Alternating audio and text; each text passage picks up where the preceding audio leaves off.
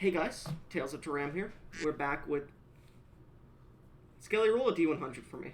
God damn it. Wait, no, please, I'm sorry.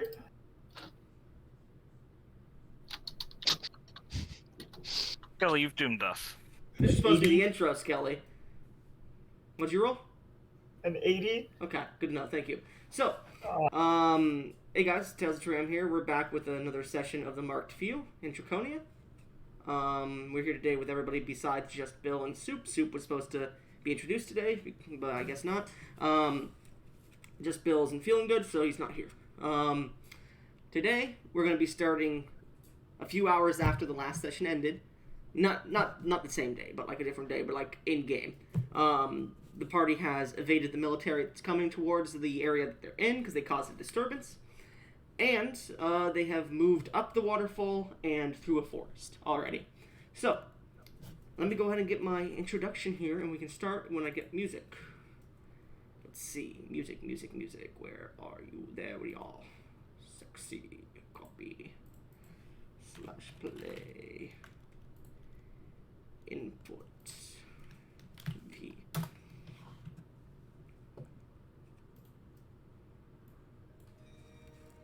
Just waiting for the music to appear on my recording. There it is, okay. Why does V keep moving? Sorry, I keep pressing something wrong. I'm sorry. Stop pressing shit. Bad beat. So, we descend once again. Let me take this mask off because I'm not fucking recording for you guys at the moment.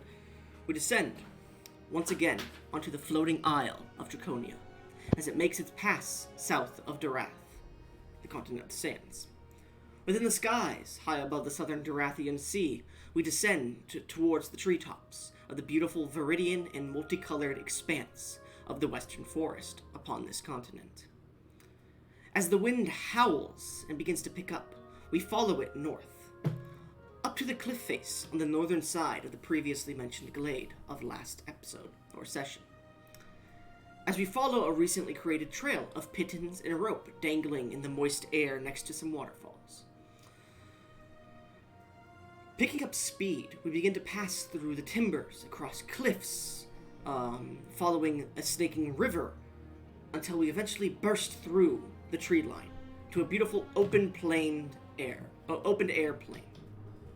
These windswept plains are known as the Dragon's Rest Plains, and they are sectioned, buttressed if you will, between the western forest, where we started this game, and the foot of a large series of mountains further north, known as the Dragon's Peak. Stretching for miles, these plains are filled with splotches of green and yellow rolling hills of 3 foot or taller high grass. A floral scent mixes alongside from the mountain... Wait, that's not right. Mixes alongside the smell of honey and tree sap that is carried across these gusty plains by its continuous breeze. The rustling of leaves and grass, aided by the sound of cool winds blowing down from the mountains to the north, creates a symphony of natural sounds that brings a slight comfort to all who hear it. Small trees are placed within these fields ever so often. It's not a forest, and there's very few clumps of them. In the heart of these extensive wind-kissed plains, where the air carries a refreshing... In the heart of these expansive wind-kissed plains, the air carries a refreshing chill, a cool breeze that dances with the sun's warmth. The magical combination invites a shiver of excitement, as if the very atmosphere conspires to embrace weary travelers in a soothing, relaxing temperature. The play of elements creates an enchanting symphony that leaves you with the delightful tingle on your skin. As we travel, we pick up the taste of soil and minerals carried by the winds, as well as a fresh nectar upon our tongues. As we finish pushing through this scene to our beautiful breezy plains, leaves begin to fly past our face as we descend upon a beautiful caravan made of wood and bronze, already traveling through these plains. This caravan moves using gears of metal mixed with frame of wood and strings, as well as pulleys that seem to work in unison together, all bunched up. Drawn not by steed, this wheeled creation holds multiple carts that shift and move in a similar pattern, one after another, almost like a wooden set of trains. Each of these carts, not more than 15 feet long and about 10 to 15 feet wide themselves, with poles on each of its corners and a tan sheet of felt or silk placed upon its top, buffets with the wind, being assaulted by the breeze of both the planes and the speed of the cart, which is moving very fast, about 300 feet a second. Within the cart, well, not a second, I'd say every turn. Within the cart, we can see our group, each within their own separate carts, maybe a few with each other. I'll let you decide that in a second. Talking and discussing amongst themselves. And that is where we pull in to the session. As we do so, let me get this other music queued up, so when this one ends, we can play it. But you all are left to roleplay or do what you want. Go ahead. Alright. So, for the Croc Man, would he be willing to share a cart with someone at all? Let's start with that. Sure. I don't see you have a problem with it. Alright, so Veers would likely be in a cart with you, specifically to discuss some things. Okay. So, I'll say because of his size, DM, would the cart be kind of leaning over to the side heavily because of his weight? The cart would not, well, it would be like, not heavily leaning, there's a slight lean just because of its construction size. It's meant for more like gnomish or normal sized people. But it's not heavy like it's nearly breaking because it's made of strong materials like wood and metal. Gotcha. So I'm kind of like a crushed up little ball in a way. Because it's meant for like gnomes, and I'm like two sides. No, it's not meant for gnomes. It's comfortable for gnomes and it's comfortable for humans is the thing. Oh, okay. So Yeah. I'm not completely okay. You're Yeah. just slightly uncomfortable. Just a tad bit. Not meant for the carriage riding. Look, I will put it simply. You have been a tad bit of a detriment, and I have let you be such. I cannot let that continue, however. With your permission, I'm going to be keeping a bit more of an eye on you, I would. And I am going to be a bit more assertive. I am a teacher, I need to be. I've gone soft, it seems, but no more.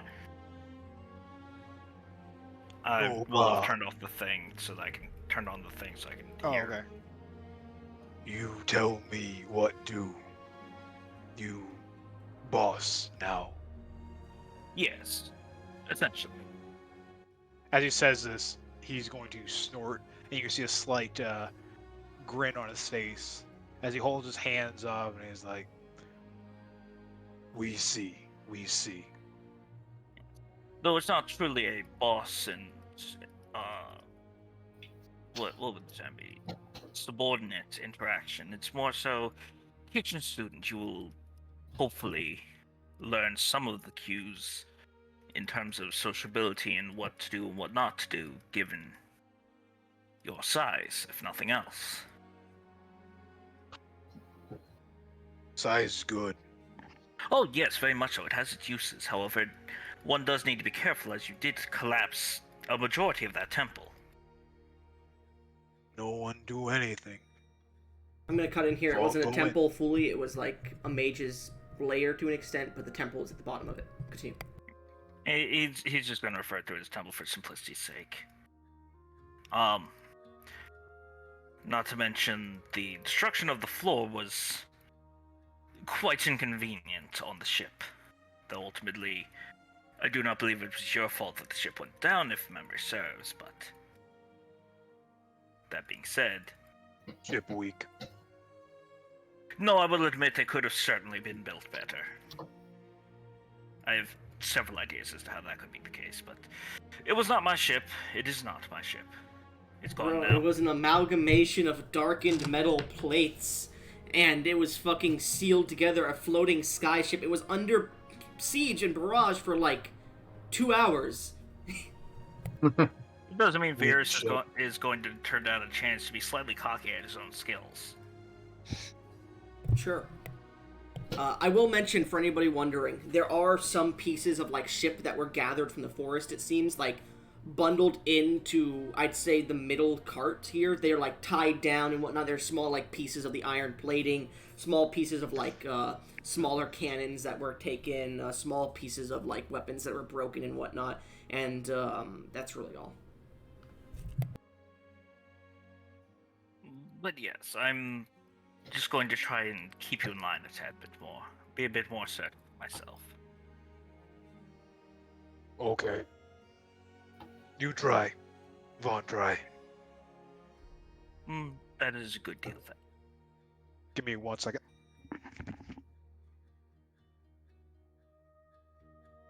Alright.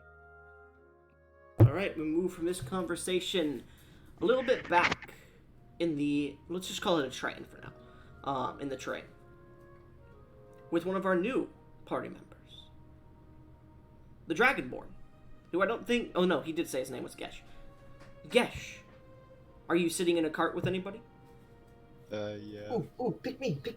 I just wanted to say it would probably be Scully.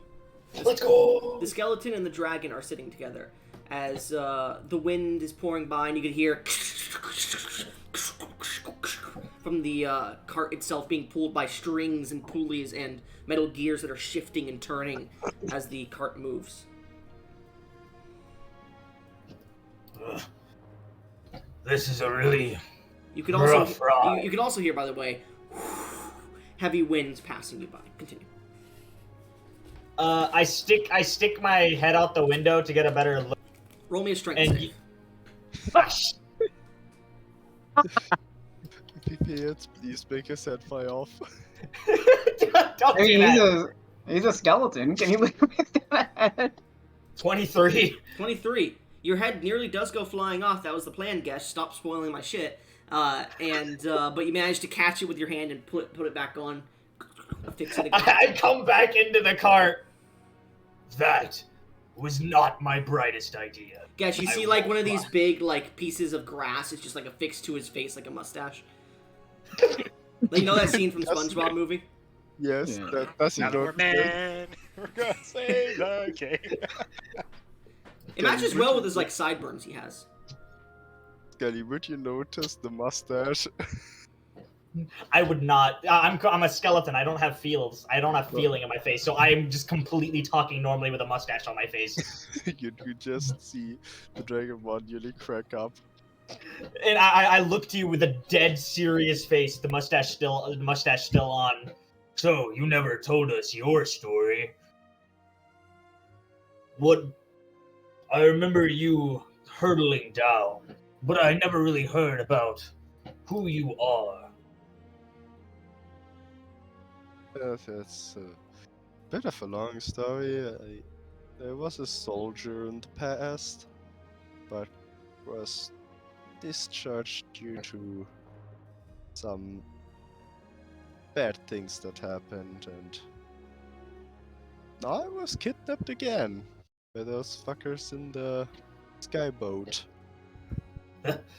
Seems like you're not very lucky. But then again, I was in the same predicament, so. I have a question. Well, How do you work? how do you work? I mean, you are only bones. How? And you're nothing but skin and scales. How do you work? I have bones, I have muscles. Well, would you look at that? I have bones too. Yes, but you don't have muscles to move the bones. I don't need muscles when I got. Okay, I'm gonna be totally honest with you. I have no idea how I am still alive. You notice the mustache on your face now. I am.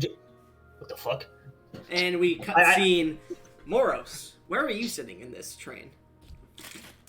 Moros will either be by himself, or he'll be in the cart with the skeleton and Dragonborn reading through the papers he has managed to commandeer, as he is getting increasingly annoyed at the noise. So, wait, hold up. You got papers from the crashed ship, correct?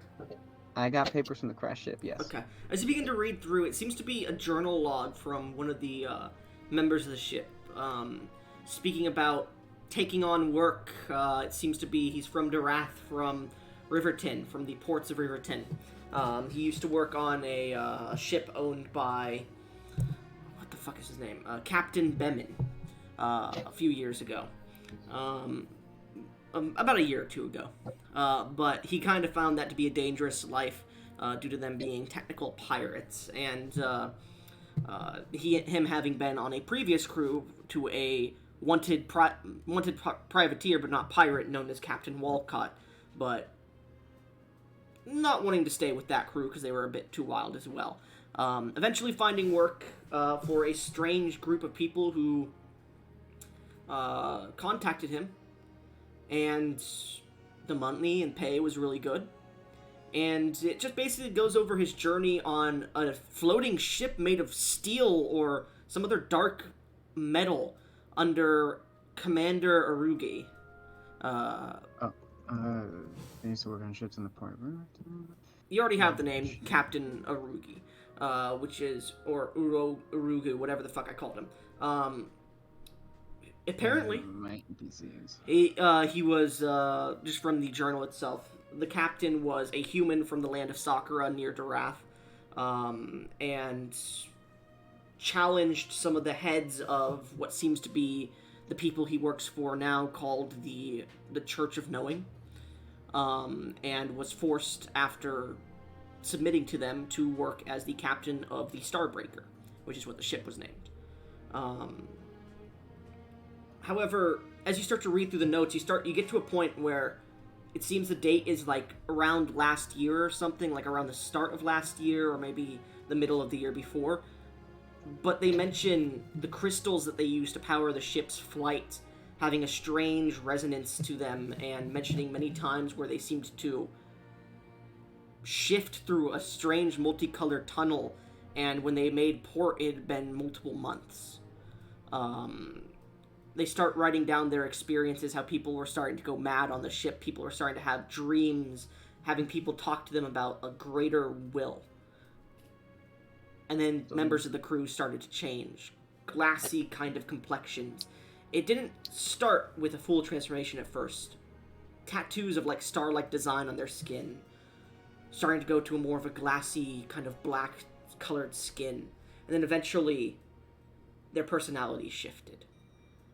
And you start to notice in the book more deranged writings, more scribbles, chicken scratch, strange drawings that start to get more frequent and frequent.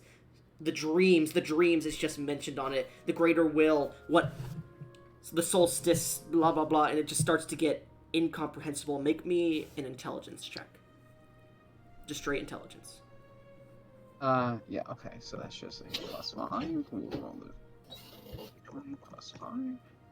11? 11. Incomprehensible.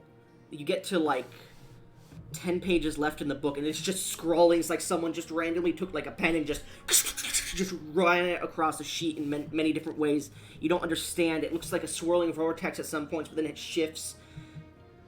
It hurts your brain. Roll an intelligence saving throw. 20 + 8. Nat 20, 28. Nat 20. Oh shit. Hey, let's go. You almost get a migraine from it, but you manage to stave it off. You have no idea what this is. There's no magical effect, no property to it. It just... The book seems weird. The patterns... Make me a history check with advantage here. Alright. This is situational advantage, mind you. Okay. Nat 20. R1d20 + 8 advantage. Another nat 20. 28. Oh. Was it 2 nat 20s or just 1 nat 20 on that one? It was Two. 1 nat 20, but it was immediately after my nat 20 intelligence saving throw, Okay. if that means. anything. No. It's just if it's 2 on the same one, it's much better. So as you're looking at this, there's hints to, like, divine structure in some of these drawings. You, like, tear a few pages out and just put them down, and, like, you mix them up into weird things, and there's this swirling portal, a gate of, like, shining energy, and then there's this, like, lattice nexus and a strange floating realm with waterfalls and clouds, impossibly large, white, shining, and like you start to look at the page starts to make a little bit more sense. The writing starts to shimmer into your mind. You get one word from it. Let's see here. It would be imminence. Immenence. Imminence.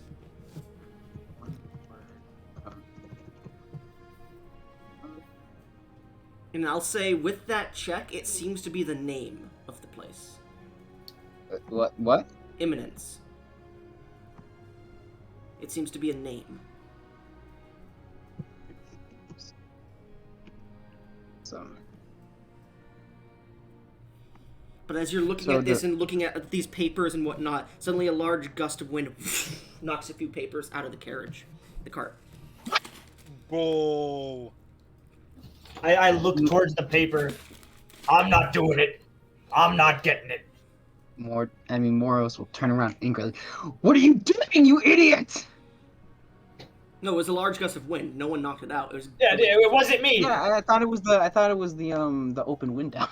No, there are no windows here. It is like there are small like pieces so you don't fall out, but there are wood and metal that are just on the side that are maybe like 2 feet off the seats you're sitting on. But there are no windows. It is just 4 poles and just empty space with a tarp above you. You come out of it and you look down towards the rest of the pages, and as you're like, okay, maybe I could salvage this, it looks like chicken scratch again to you. So close, but so far. As this happens, Skelly, roll me a d40. D40. Alright. 7. 7. So, as you guys continue to travel through the Dragon's Rest Plains, wind is kicking up, and you could hear, I think it's Naughty from the front, who is, like, driving in this small, like, 3-wheeled cart that has this beautiful, like, windshield at the front made of this cerulean glass, and she goes from behind, she pulls down this small microphone in front of her. We're currently in the Dragon's Rest. It'll only take a few hours to reach, the Dragon's Spire if we were going there, but we're not going there if you look towards those beautiful mountain ranges and over there to the north. But, however, we are heading a bit northeast. If there are any accommodations you would like or any breaks, we will be able to take a break in a little bit. If you look towards your right, you said you rolled a 7? Yep. Okay. On the D40, damn. Yeah. If you look to your right, we can see a small, what seems to be a... Oh, look at another cart over there. And you guys look and you see, like, this cart made of just flowing wind that's starting to pass by you. It's horse-drawn. And she slows down and she goes, look at this. This is one of the sylphs of this area. And you look over and you see this, this almost swirling face of just wind as it looks out the cart. And she looks over and goes, "Hello there. We're just passing through. Don't worry about us, soothsayer." And it waves its hand towards her as you guys begin to pass by it, and it just looks towards you all. Anybody here speak Primordial? Specifically Orin or Primordial? I actually did pick up Primordial. I do also speak Primordial. Alright. Let's go. You hear a small breeze of wind that goes, "Strange tidings these days. Travel safe." Oh wait, no I didn't. I picked up Primordial with someone else. Never mind. "Travel safe, newcomers." As the carriage he's riding in of wind just continues, and then it just fades into nothing. Was that a ghost? Oh, that was a sylph, wind spirit in these windy plains. They are inhabitants of them. There are a few tribes and nomadic individuals that live here in the plains. Sylphs are a very common occurrence. That was a soothsayer. Be careful. If you anger them, they will kill you. Anyways, let's continue along. Do you have any questions about these planes? I can answer a few of them if you ask the right ones. By the way, you guys are all like hearing this from like these you know those things at the playgrounds when you were little that had like you could talk into one of them and they'd come out of the ground to the other one. There's basically one of those in the corner of every one of these carts, and it's just blowing the noise back to you as she speaks into the microphone from the front. And there's a microphone in each one where you guys could speak into it back to her. I do not have any questions. I just need to remember to learn languages. I kept meaning to do that, just never did. Mind you, everything you guys say is also given to the carts as well, not just hers. Alright. Just double check the slime race you had. No, you don't get any extra languages. Okay. Just one double check. I just forgot the one from my background. You said wind spirits inhabit these plains. Are there anything else that we should know about? Wind-tuned wyverns and dragons, yes. It is called Dragon's Rest, so a lot of dragons will come to rest in these parts. So be on the lookout, will ya? Most of them are peaceful because they know this is a peaceful place, but if you anger them or annoy them, they will swat you like a mosquito. Yeah, In fact, look over there, and you guys see like this large dragon just made of this ethereal green wind-like energy that just flies over you all. Luckily, that one's not looking for a meal. That's called a Tempest Dragon, by the way. Oh, fuck. Oh god. Oh, okay, good thing that thing was looking for a meal. Yes, your character doesn't know about these. Yes. Well, actually, no, your character does. You're from here. Never mind. Yeah, you know about Tempest Dragons. They're pretty deadly, but they manage to stay near the plains, and they are pretty passive-aggressive. So, like, if you attack them, they'll attack you, but they don't care. They don't trifle much with mortals. They're kind of like guardians of this world, similar to druids, but they're more of a guardian of, like, winded places, like the air and shit. Yeah, I know them in and out of character, sadly. Yes. It looks like a flying lizard. Well, it's not a lizard. It's literally made of air. Oh. Like, you could see up through it, basically. Oh, But okay. there's this tinge of green in the sky that has a dragonoid shape. Yes, don't let it hear you calling that. It doesn't understand why people call it a lizard, even though it's a dragon, because it has no scales. It is made of wind. So it is like a mix between a dragon and a... It's more so an elemental, but takes dragonoid form, yes. That's actually kind of badass. I agree, I like them, but they don't like us. So, be careful. Skelly, roll me another d40. I apologize, I just missed like the last minute or two of conversation. The Tempest 22. Dragon flew over you. Okay. 22? Yep. Good to know, thank you. 22, that is good. That's the second list. No. What are we rolling for? Good for Random you. encounters. We don't know. Oh no. 8. I really don't like that laugh. So- I really don't. You guys continue to travel for about half an hour or so. You pass by a few abandoned, like, towns that exist within here that are overgrown or fallen apart on themselves. She gives you a tour of the place and goes, "We're nearing the city of Draconia. You'll be able to see it once you pass by a few of these hills here and that mountain." And who here has a what are you guys' passive perceptions? I'll say. 11. 10. 16. Who has 16? Moros, Necromancer. I thought yours was 15, looking at the sheet. I have, proficiency gives me a +6. My passive perception is 16. I don't know why you put 15 then, bitch. Where's 15? Lying bastard. On your character sheet in the marked view.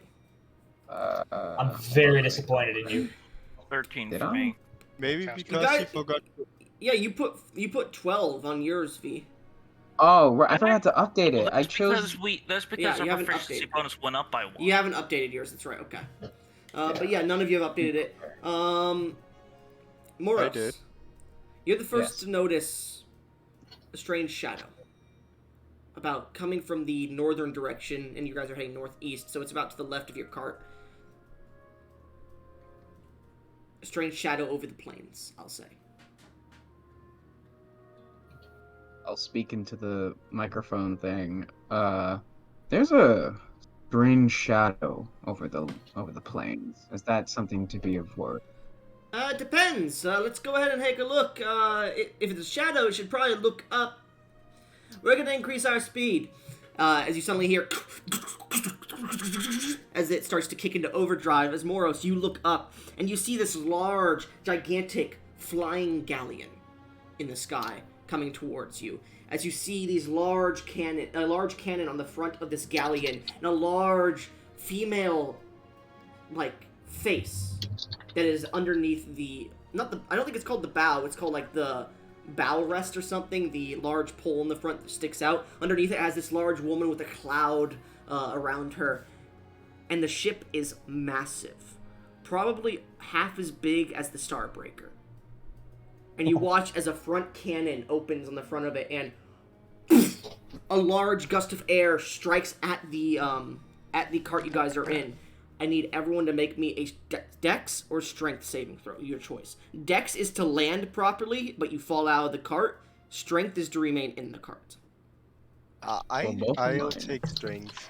Okay. I will also do strength. Well, I'll say this. Anybody rolling... Basilius, what are you rolling and roll? I'll ask you each when you guys roll. I will roll a strength saving throw. Okay. Basilius. 20. You roll 20. You are just fine.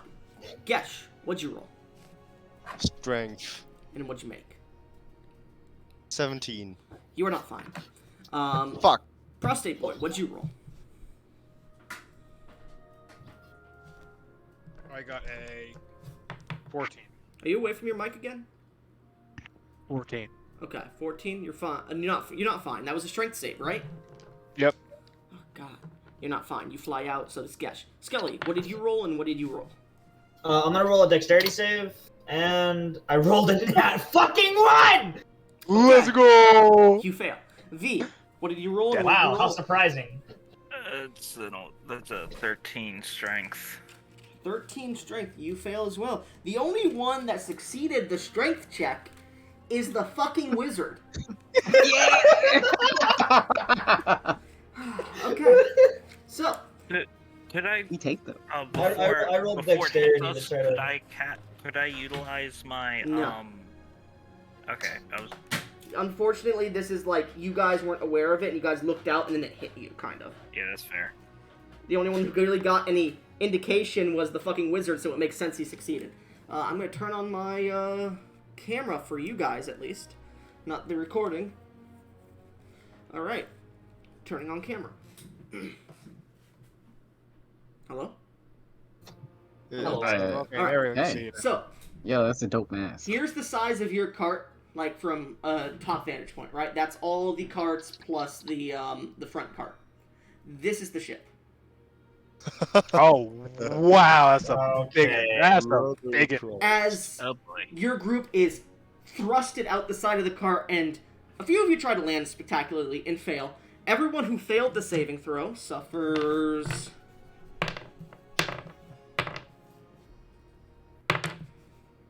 14 points of bludgeoning damage. You can rage if you have the ability to, because it's a bonus action. You could use any bonus actions you have to try and negate the damage. You said it's what damage? Bludgeoning. Alright, so I have resistance. How so? My race. Race doesn't give you resistance to bludgeoning. The slime gives you According to- resistance to fire to- damage. Non-magical bludgeoning, piercing, and slashing is in your race description. Let me check this, because I might have fucked up and gave you the wrong one. Let's see. Homebrew. Yeah. Let's see. Do I take any special damage? Because I rolled a dex save? Hold on, give me a second. You take psychic damage. So Deal. Oh yeah, you're right. Yeah, you take 14 reduced to 7. Alright, and Vaughn I'm would- going to use my Go ahead. Sorry. I'm going to use my bonus action for my defensive field, Okay. which gives me 5 temp HP, so I'm only going to take 2 damage. That's fine. And then Vaughn, you could rage if you want to take half damage. Remember, Yeah. you guys haven't gotten a long rest since last session. Yeah. Can I use my Adder and Ivory to reduce the damage? Is that a bonus action? No, it's a reaction. That's fine. Yeah, bonus actions or reactions are fine. And then do you want to do anything, Skelly, or no? Actually, I'll say no. You don't get anything because you rolled a nat 1, Skelly. Yeah. Skelly, as you land on the ground, you take 28 bludgeoning damage. 28. Oh man, it's only a 3. Oh no! You guys hear as he hits the ground, just as he hits a rock. Shut Skeleton. Skeleton damage. Anyways, Alright, as you well- land on the ground, you see the ship coming down, and the cart is knocked to the side into a bunch of grass, just completely unable to work. As you see, Naughty is like trying to move some of the levers in the cart, and she goes, "I'll get this fixed. Give me some time. Give me like 10 seconds." And you watch as the ship starts to come down, and as it does, it gets close to the ground, and it's fucking like 30 feet from bottom to top, from like bottom to deck. And you can see, looking over the side, pulling out a bunch of ballistas, holding them, though, in their hands, cloud giants. I need everyone to roll initiative. Oh, boys! We fight cloud giants. Death Nah. and It's dishonor. not It's good. over. My It's initiative. Jover. It's Jover. Of course. Let's see, that is... Ooh, they rolled really high, too. I will say the wizard gets advantage on this roll, because he was not technically surprised. Oh, okay. Oh, you don't even get a. Well, my first roll Oh was my still high. god, we all rolled shit. Well, I rolled a Guys. 16. Yeah, fuck I mean, you I don't rolled count. pretty good. None Guys, of you count. okay. Cloud giants. I will say, they are wearing robes, so they look like pirates. Your honor, we be stepping on ye. Yep. Is one of them Avast female? you. That's an ideal. You can't tell at this moment. Alright, anybody roll a 20 or higher? I did. Oh, What'd you come roll? on, only one guy. What'd you 20. roll? V20? Alright, you go before the cart then. Then we have, what did you get, Basilius? 16. Oh, okay. You go after the giants. Gesh, what'd you get? 15. Oh, you go after Basilius, nice. Prostate Boy, what'd you get? I got a 10. Oh, you go after, Gesh. Skelly, what'd you get? I got a 6. Really? Wait, what was this for? Initiative. Initiative. Yeah, I got- Is that I got a six. everybody? We have Basilius, Gesh, Prostate. Wait, prostate boy, what did you roll? 10. 10. Alright, so here's the initiative. So, Slime, as you hit the ground and pull yourself up as your armor bursts with fire, and it seems to reduce the impact of you hitting the ground, leaving a small burning bit in this field that you're now in, which is pretty tall. It's probably like up to your rib cage at least, because it's like 3 to 4 foot tall grass. There's pretty tall. Yeah. You look towards this giant ship as it, like, Tokyo drifts to the side as they all pull out their heavy their heavy ballista crossbows aiming at you. There's about 3 of them on this side ready to shoot you. Or your group, at least. Alright. Can we Um, say that it looks like I'm dead because I'm currently face? Yeah, no, your Like, your a character is pile just, of like, split out, like, a bunch. Like, just a bone over here, a bone over there, a skull right here. Yeah, I'm just a pile of bones, Yeah. not a pile. I am going to double checking something. Said these are what type of giants they look like? Cloud. Cloud giants. Okay, so that I'll say you guys immediately recognize them because they have, like, these tufts of hair that just seem to, like, turn into clouds around them. And they're wearing, like, these collars that seem to have, like, nimbus-like properties to them. How far away from me are they? I would say they're about 50 feet from you. Okay. And how far is the cart? About 80.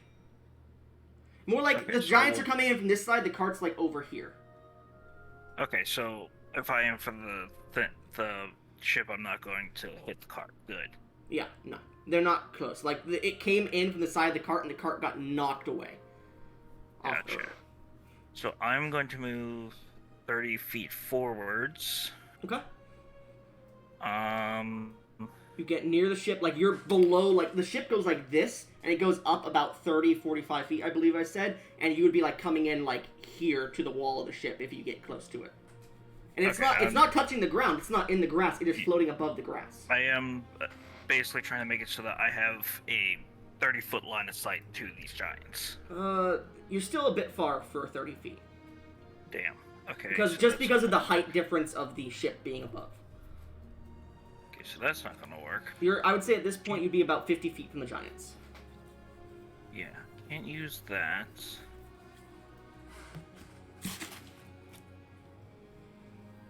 That's less than ideal. Let's go ahead and... So I'm how far now? You're about 50 feet from the giants. Okay, so 50 feet. Gives me a couple options. Not that, though.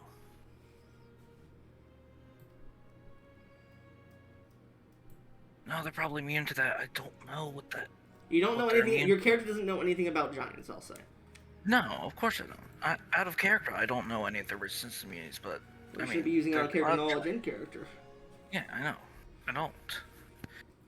My point is, I can't, So- even if I wanted to. So, What would let's you see. like to do? So, I don't... Yeah. Let's go ahead and... We will make a crossbow attack. Okay, go ahead and make an attack.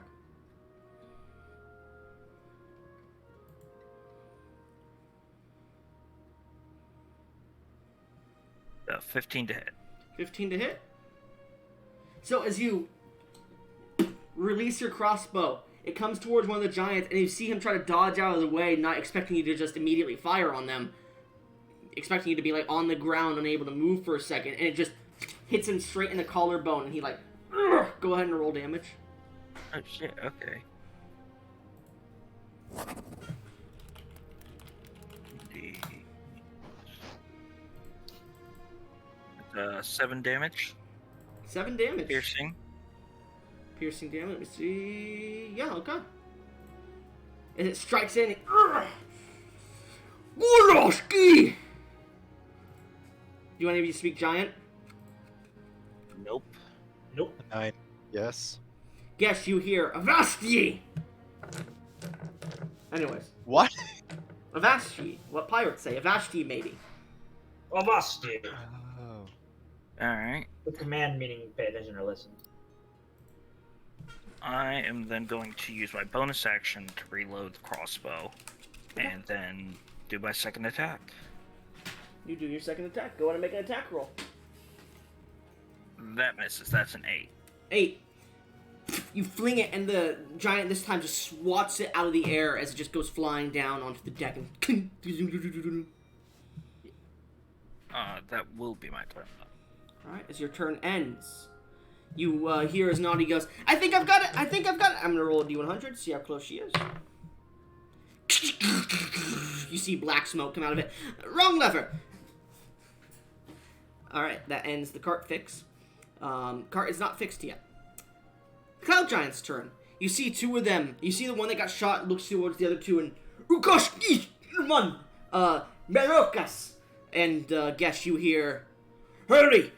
Fire upon them! I'll go get Captain Milokis! And he starts to run off as the other two pull up their ballistas and just V, I need you to make a dexterity saving throw.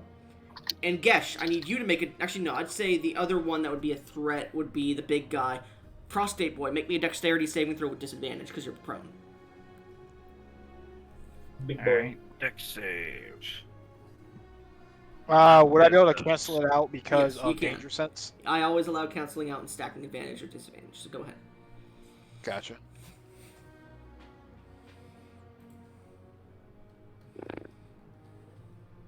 Fuck.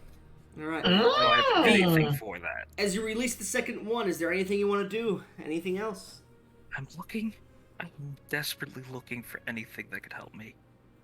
Oh, fuck. Fuck. Anybody wondering, V rolled a natural one. Yeah. Oh, that doesn't help. That's extra attack. That requires an action. That doesn't help. It would be a reaction. Doesn't help. Do you have Doesn't help. shield? Doesn't help. I'm looking. Somehow I don't. Why didn't I grab shield? Do I even have access to shield? How the fuck do I not have access to shield? Because artificers don't get the full wizard spell list. That's stupid as hell. Why would an artificer not get shield? That's dumb. That would be broken as hell if they got shield. Holy shit, armor! Oh my god! Okay, yeah, no, I can't do anything. Alright. As you like try to go step out of the way, you suddenly trip on a rock, that same rock the skeleton hit and displaced on, and It strikes you square in the abdomen. Both of you suffer. Well, actually, no. You succeeded, Prostate Boy. You take no damage. You dodge out of the way, just barely, Vaughn. V, you suffer. What are their... Okay, yeah, it's no bonuses here. You suffer... Minimal damage. Minimal damage. You lucky. So it would be 3 doubled to 6, reduced to 3 again because of your resistance. Oh my god. So everybody, it's 3d10 damage, but I rolled all ones. So as it strikes into you, the armor that you're wearing just shatters to the side, but you manage to pull your body apart barely as it strikes in and just barely cuts out any part of your fiery slime body and just hits the ground. It just nicks your core barely. My god. As you're now you're still pinned and restrained to this ballista bolt until you take your turn. Yeah, I figure. Can I shout something out? Sure. Vaughn, destroy it. Vaughn, they don't do that much damage. Wait, destroy what? Are you The pointing ship. at anything? I'm pointing to the ship. And the ship, how far is the ship off the ground? You said like 5, 10 feet? It's floating 5 feet off the groundish, just barely above the grass, but to the deck from the bottom of the ship is about 30-ish feet. From the deck to the bottom of the ship, 30 feet. So that, okay. yeah, you know.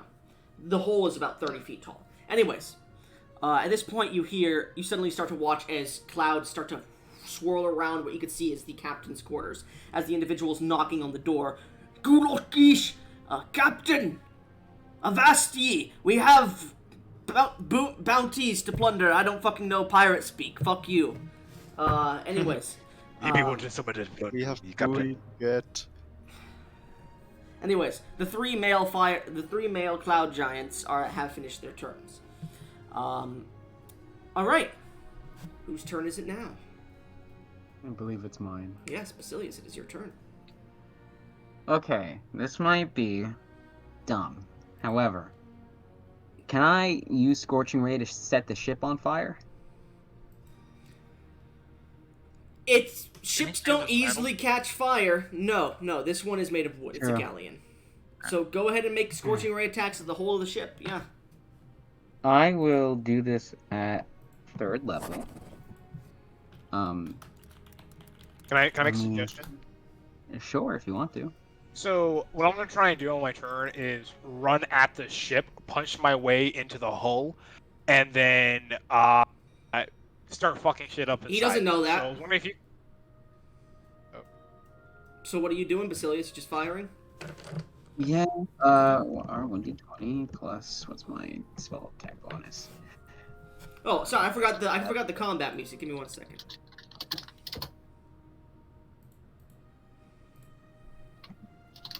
Pumpkin, I mean, yes! By the way, I don't think I need to say this, but I will specify it anyways. I'm not being careful not to light the ballista bolt that I've been hit with on fire. I know. Puppy.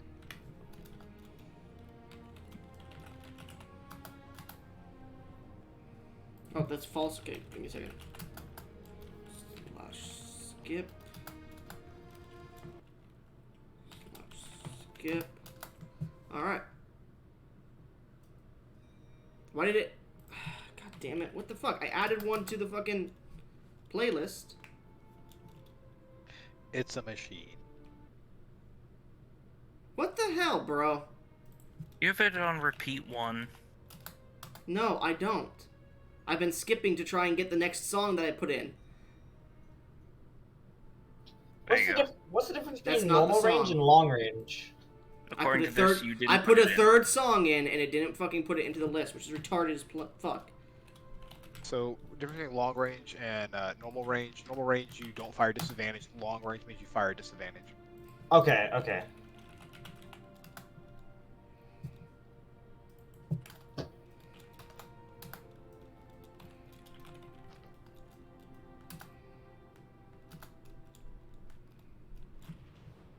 There we go. Anyway, so, what'd you roll? Basilius. An 18. 18? Well, did you roll for each of the rays? This is Scorching Rays. Yeah, it's scorching. I didn't know I had to make individual attacks. Yes, they for are each 3 ray. rays. Does say that They in are the 3 spell. attacks. You little goose. Okay, then let me. Well, it's 4 because I said I cast this at 4th level. So let me roll Well, 3 4th You said third level. level. You said No, 3rd level. Yeah, okay. Yeah, 3rd level. I have 4 rays, so I already rolled for 1. Let me roll 3 instances of the other 3. So 22, 10, and 12. Okay, so what was your lowest one? 10 and 12? Those 2 miss. Yeah. The other 2 hit. Okay, so I'm just gonna roll 4d6 fire damage. I will say, now that you guys are getting a good look at this, you can see what seems to be like these green pieces of like almost starlight kind of shining green ores that are placed into parts of the ship, which you would all know. Well, anybody with Arcana proficiency would immediately recognize as float stone, a material that allows things to float. It literally floats itself. Can I hit it? I'll say, Basilius, as soon as you notice this, it's like, this is you getting up and firing at the ship, and then you guys start to notice the things. Actually, no, Basilius, you didn't have to get up, so, like, you saw this ship and you started to notice. Also, you could target those instead. There's, like, hundreds of them placed on the ship.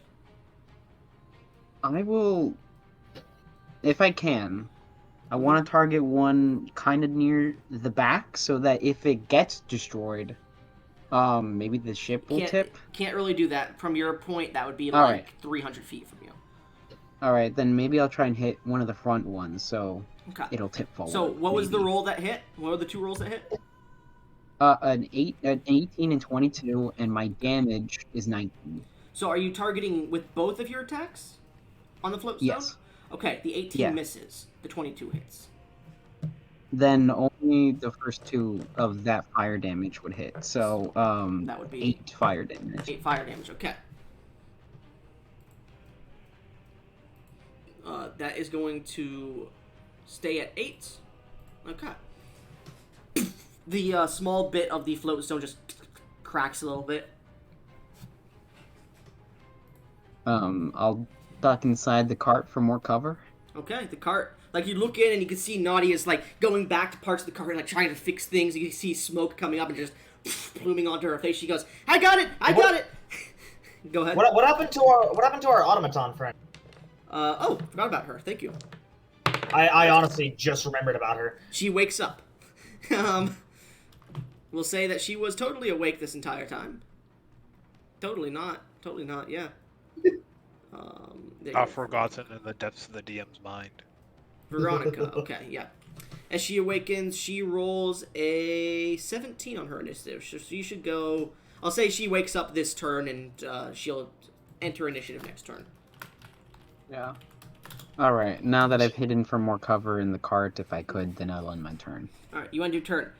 Gesh, as you stand up at the beginning of your turn and look towards this ship, you're about 30 feet from... Well, no, you'd be about 60 feet from the bottom of the ship, and you're about 60 feet... Well, 30 feet from the deck of the ship at that point. So it's about, I'd say, 50, 30, 80, divided by 2. About 40 feet to the deck of the ship if you were to use, like, teleports and stuff. I'm a fighter, so I don't have anything. Yeah, I'm just letting you know, so in case anybody has that kind of stuff. Yeah. I am going towards the cart to take cover. Alright, you run towards the cart and get there with your full movement. As you do so, you start to take cover, and is that your turn? No, I will still attack. Okay, how are you going to attack? With a crossbow. Okay, go ahead and make an attack roll. What's your range on your crossbow? 80. Okay. You're just at your range, so you do still have it. You don't have disadvantage, so you're fine. Okay. As one of the ones starting to reload the ballista, you fire at his shoulder. Plus... Would be +6 only. +6? Okay, that's fine. What'd you roll? 20. You fire, and he manages to dodge out of the way, but it, like, deflects off the bolt he just loaded and right into his eye. Go ahead and roll damage. Oh, Hell yeah. bro! Does this quad crit? It was a 26. 26? That's a quad crit, yeah. So it's 4 times the damage. Oh. I only got a 2 on the damage. Bro, just, he but- might just one-shot it. But No, he 20 won't. 20 damage. Nah, it's not gonna one-shot it. Yeah, but still, I got really low on it. So, You both have And hit the you same know- giant. and you allowed to like bonus action reload and then fire again, right? Only if you have the ability to ignore the loading property. Wait, loading property, then you wouldn't need a bonus action to load. No, the loading property of a weapon requires you to reload it. Yeah, that's why that's why he's asking if you can use the bonus action to reload, Yes. like I did. Yes, you can. Yeah. Sorry, I Yeah, didn't understand what that's you were what I asking. That's mean. my bad. Okay. Yeah, then I would bonus action to reload Mhm. and shoot again. Sure. 15. 15, that hits. Go ahead and roll damage. As you shoot him in the eye, he takes a step back, and you see a point. You fire, and it hits directly into his chin. I Not feel kind of bad for this guy. why couldn't that have been the quadrupled one? Because you suck. That would have killed him. Yeah, I know. That's just me. I got a 2 on the D8. You guys from are peppering quadrupled these one. guys, by the way. Yeah. Anyways, does that end your turn, that's- Gesh? Alright, as Yep. you duck back down to give yourself half cover so you get a +2 to your AC, but it doesn't matter because you're making dex saves.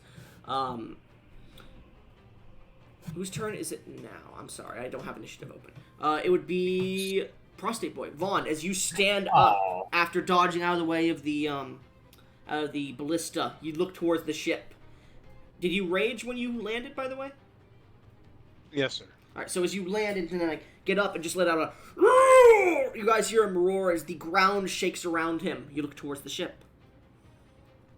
I want to move towards it as far as I can. What's your movement and speed? 40. Alright, 40, you can get to it. Well, you can get close to it, Alright. not to it. Could I run? You'd be 10 feet away from it. Okay, could I run, make an athletics check, and then use an attack mid-air to try and punch through the hull of the ship? Well, you'd be 10 feet away from it. Well, run, jump, and then punch. Yeah, your jump would that start requires and you would... movement. Yeah, it would require movement to do that. So you'd be using all your movement to get close Oh. enough. Well, not even... You have to Okay. dash to get close enough. What if he dashes into it? Because he's like Could I do pretty that? tall. Athletics I mean, check to try and break through the hull? You have your abilities of your subclass you made. But it's not touching the ground. I can't do anything. You're 10 feet tall and it's 5 feet off the ground.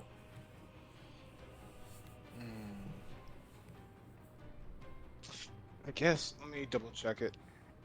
Range 20 feet, I'm 5, so 25 feet. So I guess, yeah, I'll reach my max range action. I'll use E-Charge. And then, the ship wouldn't have to make a dex save, would it? No, it just automatically fails. It would just take the... Yeah, okay, so then it would take... I am raging. I'll so say, this would be because of the trying to- structure, you're going to deal, like, double damage to it, so go ahead.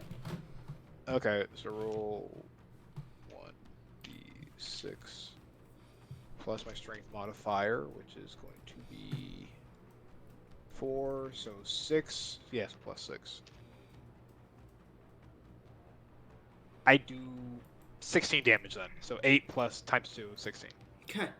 You guys watch as Vaughn rushes forward and then just puts one arm in front of him as he just suddenly, Reinhardt dashes just straight up into the ship as you land into the basement of this, the bottom of the ship. You guys watch as the ship lurches for a second.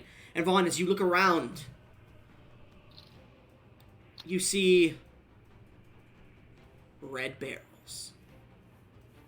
Wait, Oh. red bears? Red Red bears? barrels, and there's this black, Barrel. like, there's like this black powder that's around you starting to get into your face. You're like, ugh, fuck! Oh, please convey this. Pretty much. Anyways, end of your turn. Boom, boom. I wonder what we could use to our advantage. Skelly, That's me. as you Lego build sound reappear, I'd say you're about 30 feet from the ship. 30 feet away from the ship. Mhm. I look up, see all the carnage that's currently happening. The giants shooting down. The vault just currently ripped through the part of the ship. And I look around for the cart to take cover. The cart is about 80 feet from you. Actually, at this point, it would be about 120. 120. Yeah. You could use your dash action because you're a monk, right? Yeah. Yeah, you could I'm- use your dash action, then use your dash action again with your bonus action, spending a key point to get there, because I doubled the movement. Yeah, that is what I'm going to do. Okay. Like literally exactly what I'm gonna do. Skeleton suddenly stands up and goes, "Got a blast!" Got a blast! and jumps into the cart. Off-key Green Hill Zone starts playing. And that ends your turn. V, top Yep. of the turn. You watch as the door slams open and stepping out in this full black leather regaled pirate gear. This eye patch over one eye that seems to fall down into many leathers that has like small cords with like golden rings and weapons attached to it, as well as attached to the hair of Scarlet that just falls out with different like rings attached to keep it out of the face. This large tricorn hat with two different feathers of what looks like a large feather of a bird, probably like hundreds of feet in length, just out of its hat, and wearing this large cape, just comes strutting out this female cloud giant who looks towards the battlefield. Ishkan! All, guess you hear. To your battle stations, all of you. Picture. Captain. I don't have a picture. This is a Big random lady. encounter. Ah, no! Smash. What? Anyways, as she steps out, V, you notice this. She hasn't started her turn yet, but it is your turn. Actually, let me roll for her. Oh, she is technically going to go after you because she rolled a 20 as well. All right. So, how far away is the hole smashed through the ship? It would be about, he would have rushed past you. You're about 30 feet from the ship, so it's just 30 feet from you. Oh yes. You know Light what me we're doing, up. boys? Light me up! I cracked open the running. can.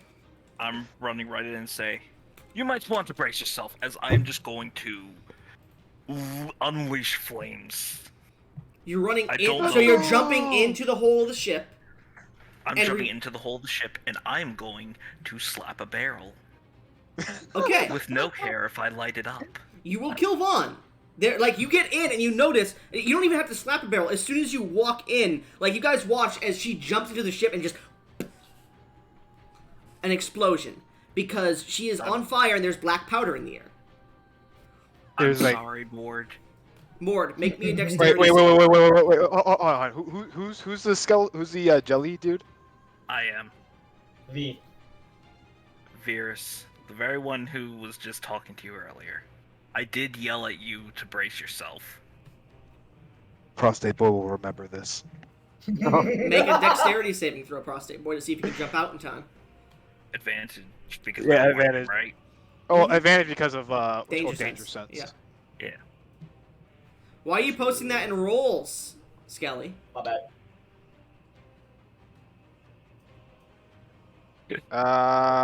17. Okay. That is not high enough, because this is an exploding ship. Fair enough. Sorry. No, I'm just gonna kick your character's ass later on. Just You Just keep are that- jettisoned, by the way, V, from the ship as well, so you're going to take damage here, too. But not fire. Yeah, that's okay. Uh, Obviously not so, fair. the ship and you, Mort, suffer... Let's see, there's... 16. He doesn't even get like far away enough to take even Bro. reduced damage. bro. He's inside the ship. I'm literally right next Oh, to the barrel. yeah. You take Oh, you're dead. 442 Oh my fire fucking- damage. Oh my Alright. god. And V, you All are right, guys. jettisoned like half a mile. V, as you land, you suffer 101 reduced to 50 bludgeoning damage. Oh my god. Your armor just shatters around you. Wait, how much health do you have? 55. Holy shit! However, I was at 54, so I am down to 4 health. -4. Negative. No, No, positive. Oh, wait. Oh, you reduced. I forgot. Yeah. Cool. As You she live- lands a distance away, the rest of you watch an explosion shoot from the back of the ship, and like Jotaro, as he's like burning, you guys see Vaughn's just corpse just burning as he like steps out and falls out to the ground. He just turns to cinders. Vaughn, I'm gonna pull it up. I need you, because of your death here, to roll me on my wild magic effect table, Oh no. No. 1d. Where is it? Wait, so why is it? 679. 1d 679. One. As the magical energy that seems to have seared itself into your body just suddenly 18. bursts out. Oh no. 18, that's not good. That is so bad. That is insane. Either way, I'm dead, so you guys gotta suffer the effects. You guys Man, watch. I am so sorry, dude. You guys watch him burn away as this explosion of magical radiance just. The ship doesn't take any damage from it. You watch as his body. You watch as his body hits the ground, and he seems to be strange. He looks like himself, but he looks more crocodile-ish. That is the magic effect. Wait, what? You turn into a were-crocodile. Anyways, you're dead. Am I dead? Am I dead still? Yes. Okay, I'm not. My burning corpse becomes more crocodilian. The crocodile becomes All a that rare for the ship to do crocodile. nothing? The ship took damage from the fire explosion, just not from the magical energy that exploded out. Oh. Oh, okay. Man, we were all. okay. You said that. We were all confused. Like, wait, Yeah. what? It Only takes the no bottom, damage? only the bottom hole of the ship did, because there's no barrels above or anything. But anyways, Yeah, it's still gonna do something, though. that will end your turn. Well, I don't get death saves. Well, you're dead. No, I'm joking. Yeah, death saves from 400 fucking damage. Negative 500 HP. Well, how much HP are you at? Like, how much negative? I was at. Let me look at my character sheet. You're like negative 350, right? 410. Negative 410. All right. The captain looks like the captain at this point. It's her turn. She gets to the edge of the ship and looks down. Huh. Well, looks like I'll be on support for this. She says in giant, as she swirls her hand, and these clouds that seem to form around the ship suddenly go towards the fire that's raging at the bottom of the hole and just suffocates the fire out.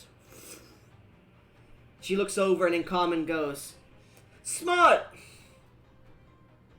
Hand over your plunder and we'll let you live." As she starts to pull out this blade that's like 30 feet long and points it over the ship. Actually, no.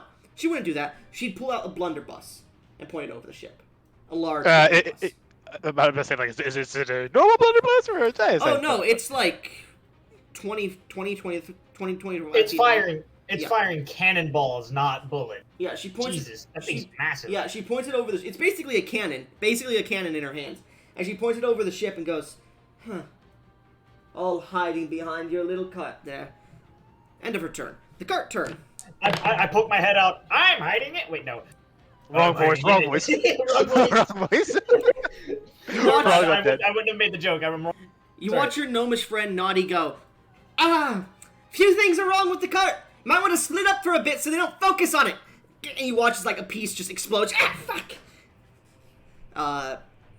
End of that turn. The Cloud Giants. The three of them now at the edge all pick up their ballistas and... Two of them... Actually, because you're all hiding behind the cart. Basilius. Yeah. Three of them are coming for the cart. Basilius, Skelly, both of you Started. roll me... And Gesh, all of you roll me a dexterity saving throw, please. Well, at least we got all the plus 2 You have for it. advantage because... You all have advantage because you're hiding behind the cart. And a plus 2. Okay, so not me Nat then. 20. That's good. No, Gesh, you don't Now, have a may plus I? 2. That's to your AC. No, that's also to your deck save. Is it? For half cover? Yeah. Yes. For all Oh, characters. really? Oh, then I have a +4 to this. Can I cast shield to help me? I don't know. Yeah, it's Sure. AC and dex saves. Okay. That's not what shield does. Shield gives you a +5 Yeah, to your then- AC. Yeah. I got a True, nat 20, yeah, so then, 24. then I'm not going to. Oh, I got a 10. 20. Oh, I got 2 17s. I mean, if you Oh, want to so cast can I shield, do- you could roll a 15 instead, but it's up to you, Basilius. I mean, I'll do that. I don't want a critical fail because So I imagine it still does. like, you're like looking at this, and you're like, okay, I can dodge out of the way, and you slip on a bit of oil that's suddenly poured because of her failed fixing the cart, and you suddenly cast shield to just like deflect it a little bit so it doesn't fucking just take your head off, and it just stabs you in the side of the arm because it would have been a critical fail. Guess what'd you roll?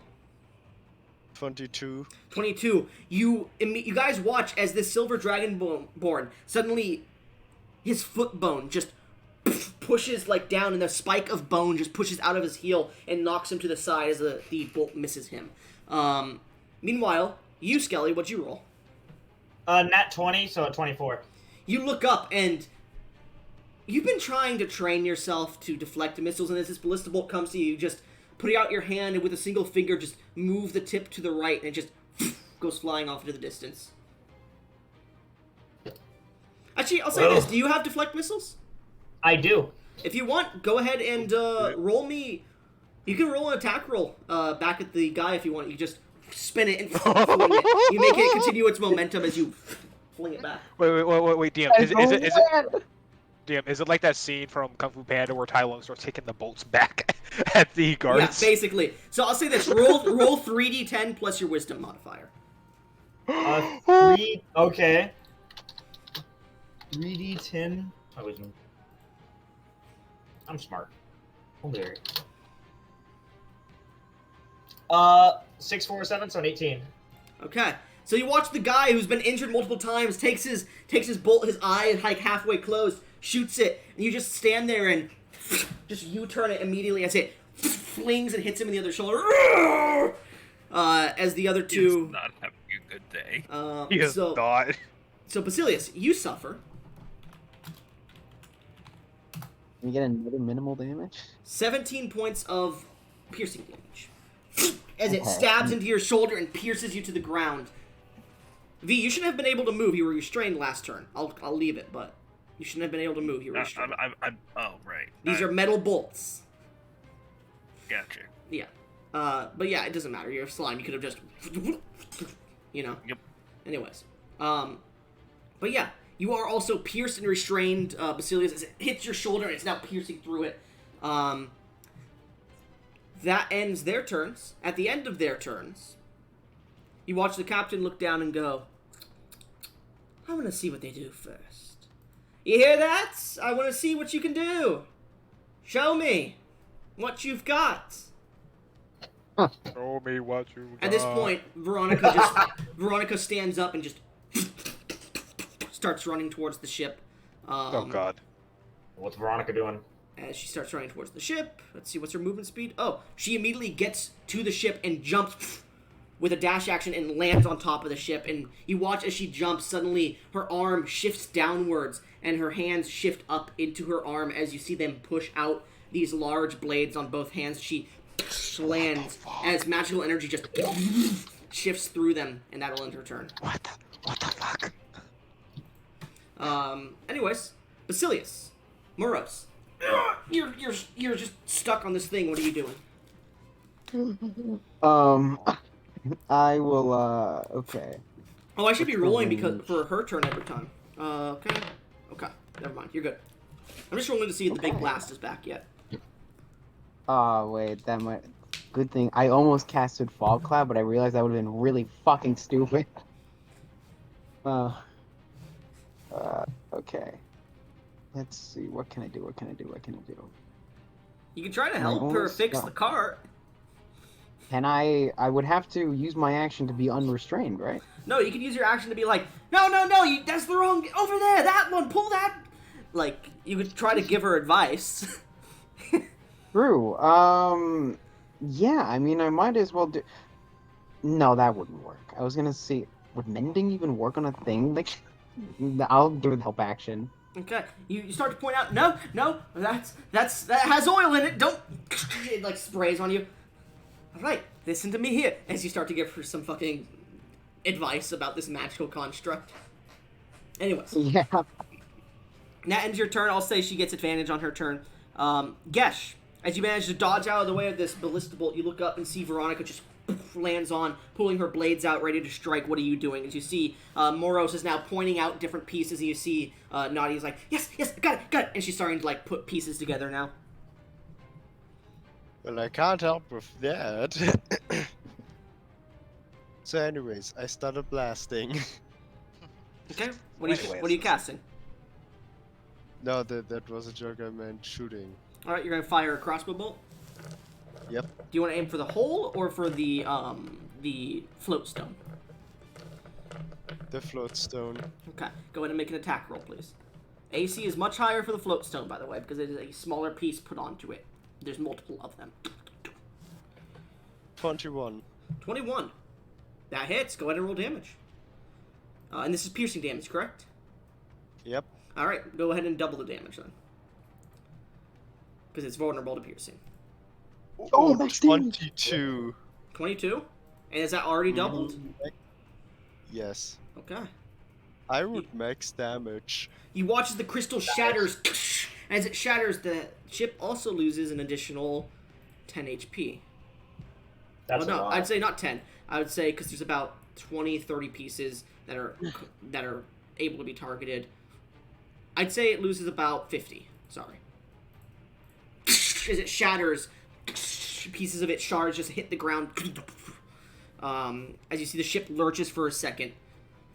Anything else on your turn? You gonna fire again?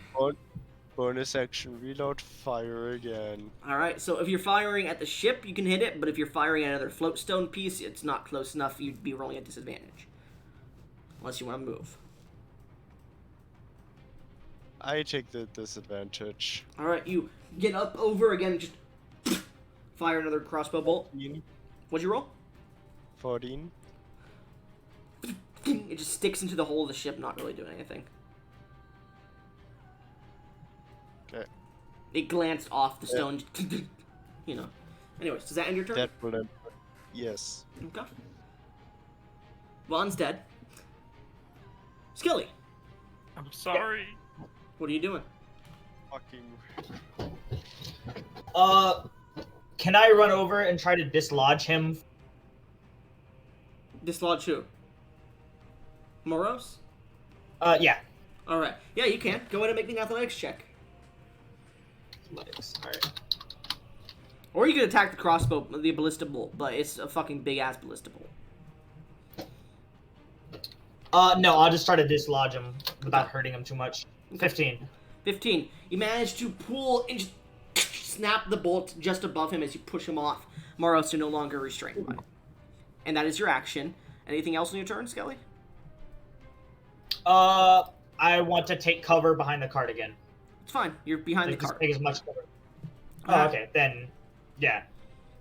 End of your turn, the captain looks down and goes, Ishkan is and fun. And you hear, kick this loser off the ship. We're taking too much damage. We need to leave. And you see the other three look at her. Alright, Captain. And the three of them are going to, well, one of them is going to immediately rush towards her because she's using her legendary action to command one of them, and is going to attempt to athletics check, grab, and throw Veronica off the ship. You gotta be fucking with me. Come on, don't tell me she rolls higher than them. That is... How do they not have proficiency at... Okay, fuck you. That is 16 versus... Go ahead and add it on there. her acrobatics, which would be... Yeah. You watch as he tries to grab her, and she just jumps, front flips, and lands behind his neck and just jams a blade down. Jesus Oh my Christ. God. That would be... Hey. That's a hit, and then the second one, that is a critical hit. Just Holy stabbing with both blades as she deals... Yeah, she's a killer, man. Jesus Christ. You're like, oh, we want to help her. Alright. Stab in the neck, pull it out, and then she takes the other one and just slides it across the neck, like, into, and just gashes the neck a bit. 11, and then max for 32. So that's doubled because it's crit. So that's 40... 64. No, it's 43. She's not stuck on a ship with a bunch of storm I thought you said 32. giants. Yes, They're 32 stuck on was the ship double. with her. Oh. 32 plus 11 Pretty for the much. first one. So as she strikes and pulls, you see a bunch of blood just pours onto her. She gets shooken off onto the ground again and just stands there. I think she only has 2 attacks, actually. Let me check. Nope. As she's falling, she actually strikes down at his spinal cord. That's another critical hit. No. For nearing max damage again by 1 miss. That is 15 doubled to 30. Oh my gosh. As he's just getting struck over and over again, as she just carves down his spinal cord and lands And you guys see her glowing eyes just start to calculate at the moment. Anyways, now we'll get back to the initiative order, because that was a legendary action, and a failure on the legendary action means she gets attacks. Kurt! Alright, I think I've got this. Alright, you roll? What about me? Yeah, make a death save. I'm not down. Oh yeah, you're not. Sorry, my bad, I thought you were down. Your turn. What are you doing? You just get smited. So, how far away am I from the ship now? How far About half a mile. away? Oh, sweet Jesus. Okay, well, I might as well start running towards the cart, because I figured that's closer to the ship. They're kind of an equidistant. Chart's a little bit closer, like 30 feet or so. I'm going to bonus action. Your armor's destroyed, by the way. From that blast and the fucking mile of you flying, your armor's like basically broken. You'll need to spend some time fixing it. But it's still there. It's just... I would say any abilities that rely on your armor are unable to be used. Okay, let me check something. Nope, I have to be wearing it first. Damn, okay. Shit, I can't do that bonus action then. Not much I can do with my bonus action, is there? I don't know. Yeah, that's Is it your armor? play. Give me a sec. Let me Okay. check Tyron. He's also armor. So I'm gonna run forwards, and I am going to use the dodge action. Okay, good to know. Anyways, at this point, Captain Nimbus goes, fine, I'll do it myself. And she twirls her hands as the smoke that was covering the fire and putting it out suddenly flies around the ship and grabs at Veronica. How far away is the ship from me? From you, it's like 80 feet. Damn it! I don't think counterspell will. It's not a spell. No. Oh. Okay. How high can one person normally jump? About, I'd say, your strength score doubled. Strength score double. So Okay. if it's an 8, you could jump 16 feet up. Okay, thank you. Yeah, just to keep it simple. I don't know the actual jumping rules.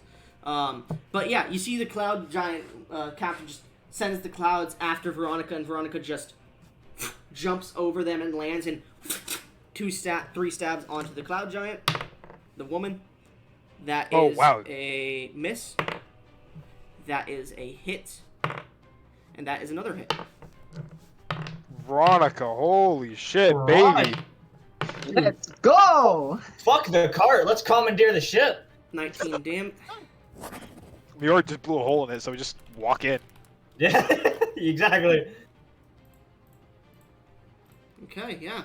Pretty good damage. And then goes for a third strike, but it just gets deflected by the captain, like, just knocking her off. I'm done with this! Anyways, that ends her turn. Kurt!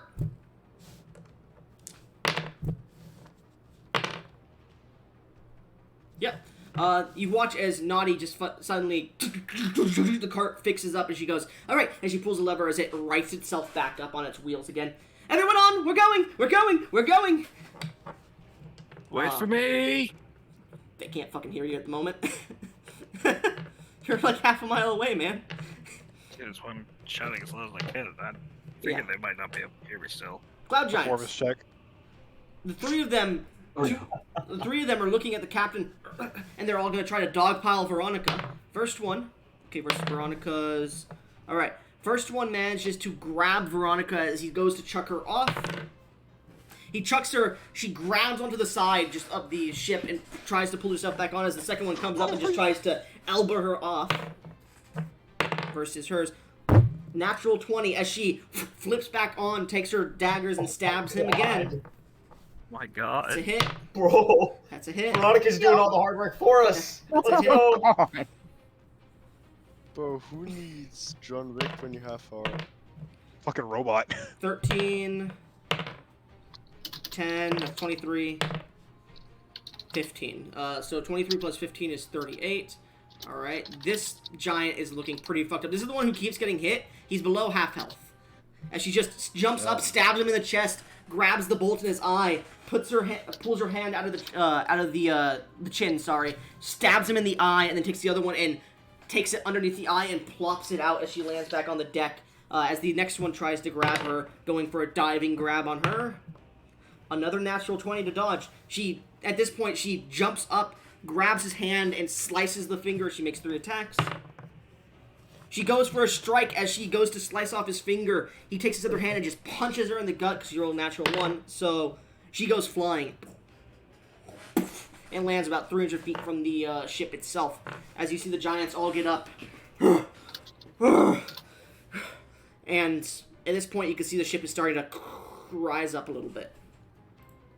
Anyways, that ends the Cloud Giant's turn. Veronica lands. Actually, I'm going to see if she... Natural 20... What the fuck? What is Veronica's deal, bro? She is out for blood. She flips and flips and flips and lands on her feet. As she looks up, points her hand, and just one blade just goes flying out towards the ship. She was here for blood. Yeah, it hits that already injured fire giant. Cloud giant. This Like a one's fucking different. chainsaw. 14 plus 8. She's like a fucking cat. Holy 22 shit. damage. All right. I want to go up there and help her, but I'm She's not up No, there. no, She no, got no, knocked no, off no. the ship. I know. I wanted to go up there and help her, but I'm on 3 HP, so I can't. And she looks. Yeah, She like aims her other hand and then takes it back, and she looks towards you all. I believe it is. They are fleeing. As her left hand turns back to normal, and her right hand do too. Well, fuck it. I might do 2 shots at the already injured Cloud Giant. All Just right. Well, it would be Basilius' turn first. Basilius, are you doing anything against the giants as they're trying to flee? They are fleeing. No, I already gave the help action to person. Mhm. And the cart is now fixed. So I guess I'll shout out, to Veronica, get in the cart, and I will ready an action to help someone onto the cart. Okay. If they run towards me, and if they get within range, I want to pull them in. Yes, make your attacks at the already injured fire giant. And with disadvantage, not fire. I keep saying fire, but they are starting to fly out of range, so you would be at disadvantage for both these attacks. Okay. 20 and 8. 20 hits. Go ahead and roll damage.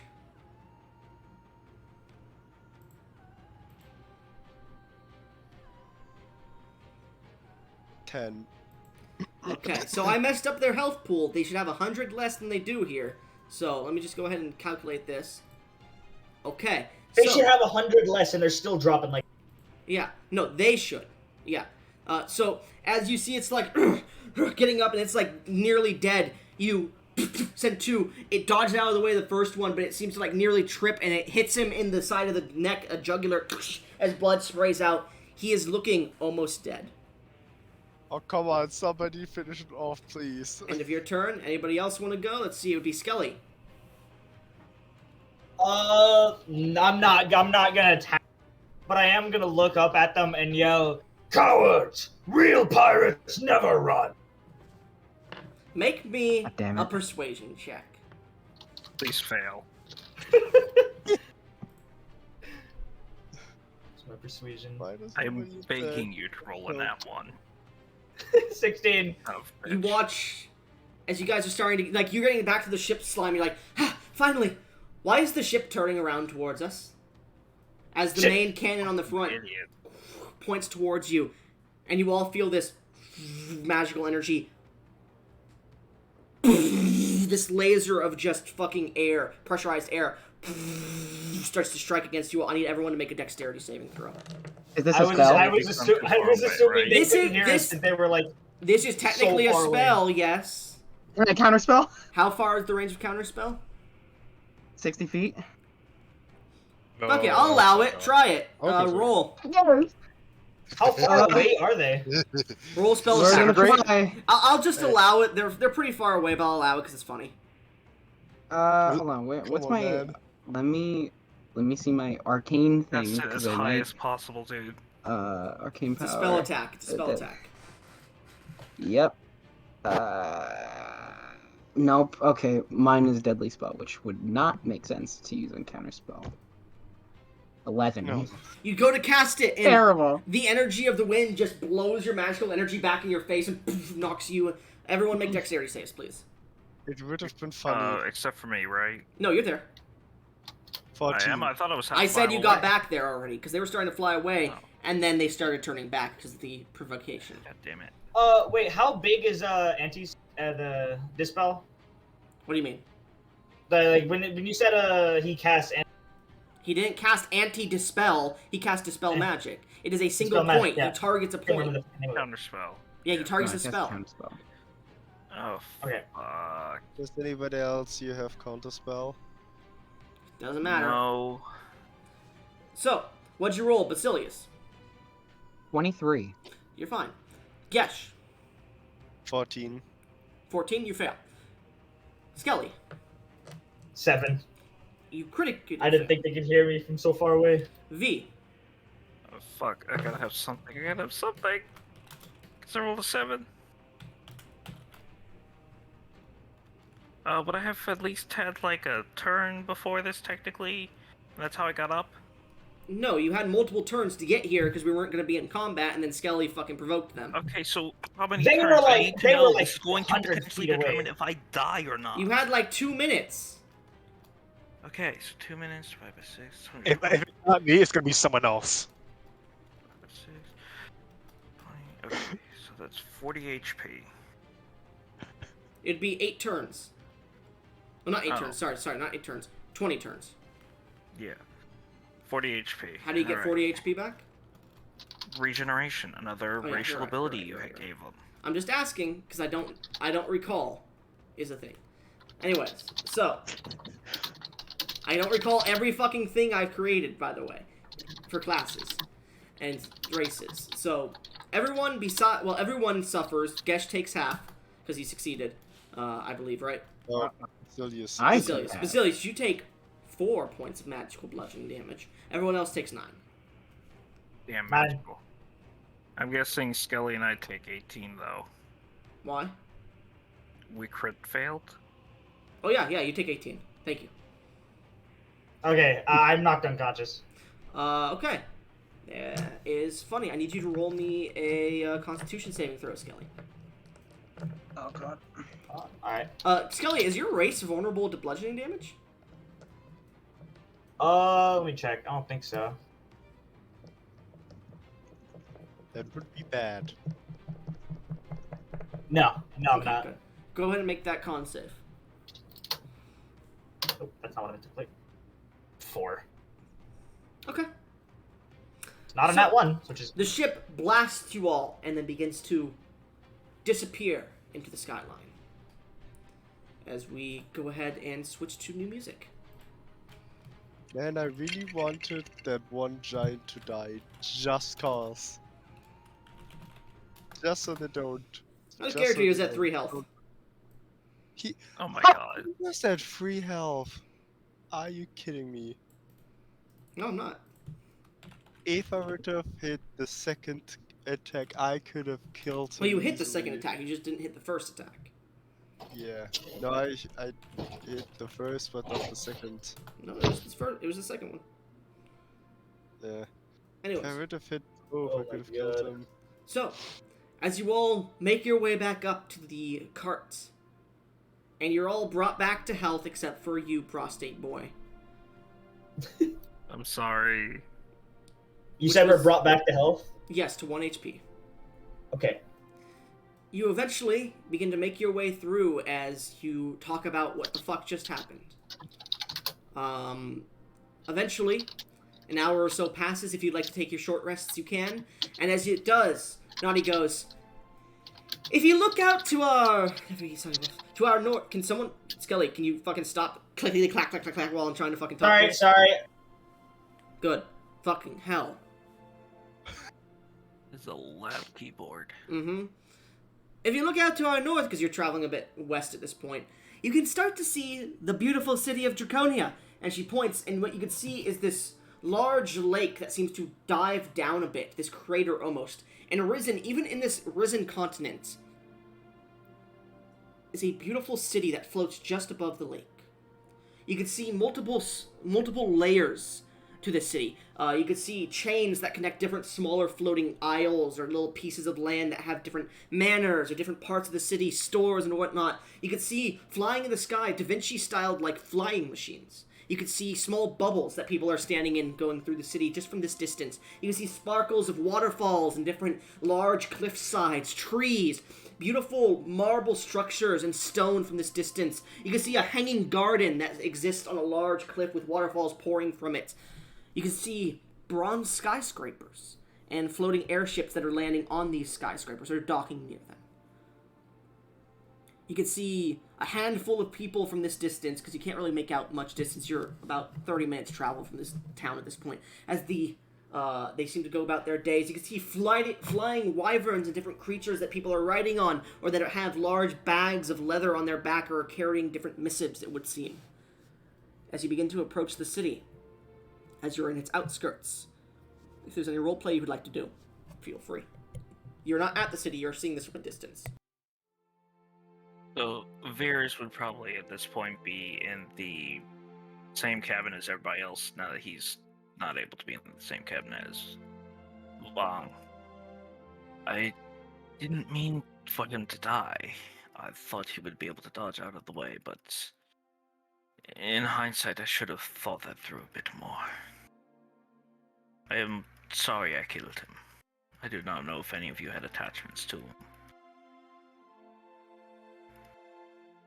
Well, the bard seemed to. Speaking of the bard, none of you have seen him. And he's gone. That's Mm, great. Just great. Not our concern at the moment. Well, it seems we're going to your little apprentice's house, I assume, once we get to Yes. the city. I have information to divulge, but I'd rather do it in a more secure location. As you hear one of the wheels of the cart just go rolling off to the side. A safer location. Hold on, let's go get that wheel. It's quite important. And the cart stops as you all get off and begin to search for the wheel. As you eventually search for the wheel, you see this small grotto of trees and a small pond, rocks.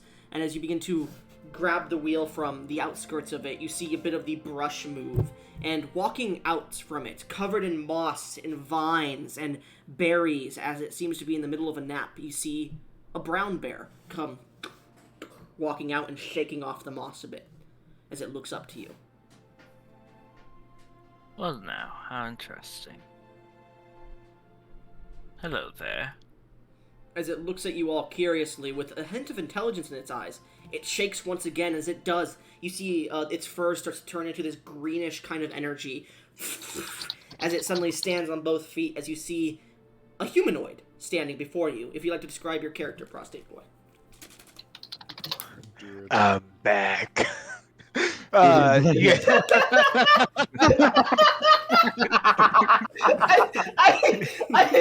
just got done DMing Prostate Boy. Are you the bear? and then you say and describe your character, Prostate Boy. It's perfect. Okay. You guys are gonna see a very disheveled-looking Caucasian man, about average height, 5'10", 6 foot. Why does he have Asian cock in his mouth? DM, make a con save for me. 79. Not high enough, you die. Anyways, Caucasian man. You can see he's sort of covered in vines and other types of I guess foliage. That he seems to be clinging onto him as if like a second layer of skin as he's trying to peel it off. And he looks towards you all and says, "Where am I?" You can see Skelly be visibly shaken. You can talk? Post your character in the channel, by the way, whenever you can, boy. Yeah, I. you Whoa, can whoa, talk. whoa, whoa, whoa, whoa, whoa, whoa, whoa, whoa! Don't call Let that that man part bite me again. Let that part bite me again. What the fuck? Hang on, can we figure out why did his voice suddenly become crystal clear for a split second there? That was Because I moved terrifying. up to the mic. It was crystal clear for the word boy. Boy. was so out of it. Who's your master, boy? Boy. He's uploading to YouTube. He'll say that shit.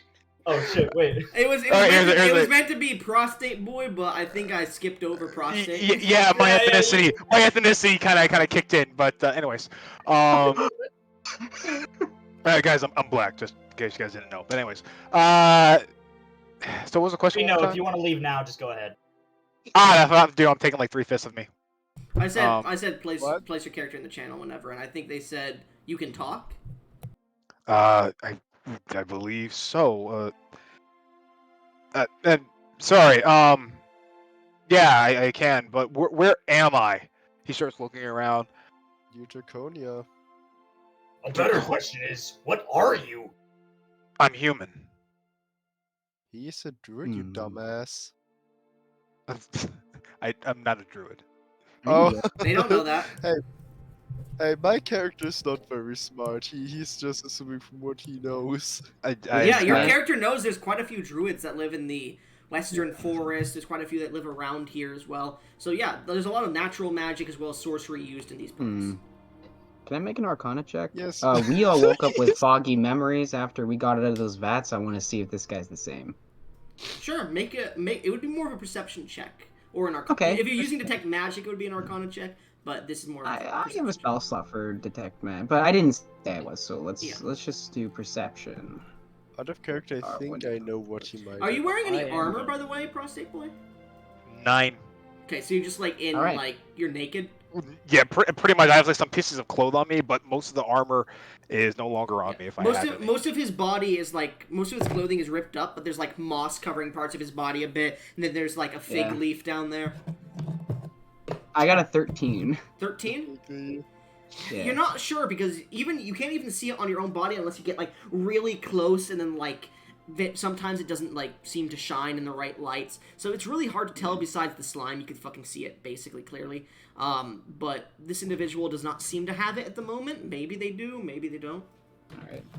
Have what? You don't. The markings. You say that you don't know where you are. What's the last thing you remember? I was helping some friends remove some squatters out of a house, out of our home. They were just some troublemakers, but I'm in Draconia. Yes. Okay. Yes. Well, okay. Things. Okay. Do any of you know about the Church of Knowing? The We? cult of knowing. Yes. Well, Why? yes. We Well, Pain. some people call some people call it the cult. Some people call it the church. Yes. Do you have any He information? he on takes it? he takes his hands and he places them on his head. You see him like squeeze his temple, and he starts to fuck A cart is passing by you guys. It's pulled by like these dragonoid kind of like looking raptors, and you see like some people are on the cart talking, and as he goes fuck they look over like strangely like and they like a child looks over to see what's going on, and they just like pull it away, like shake their heads at you and continue to move because he's naked. I need. He takes both of his palms and he puts them over his eyes. I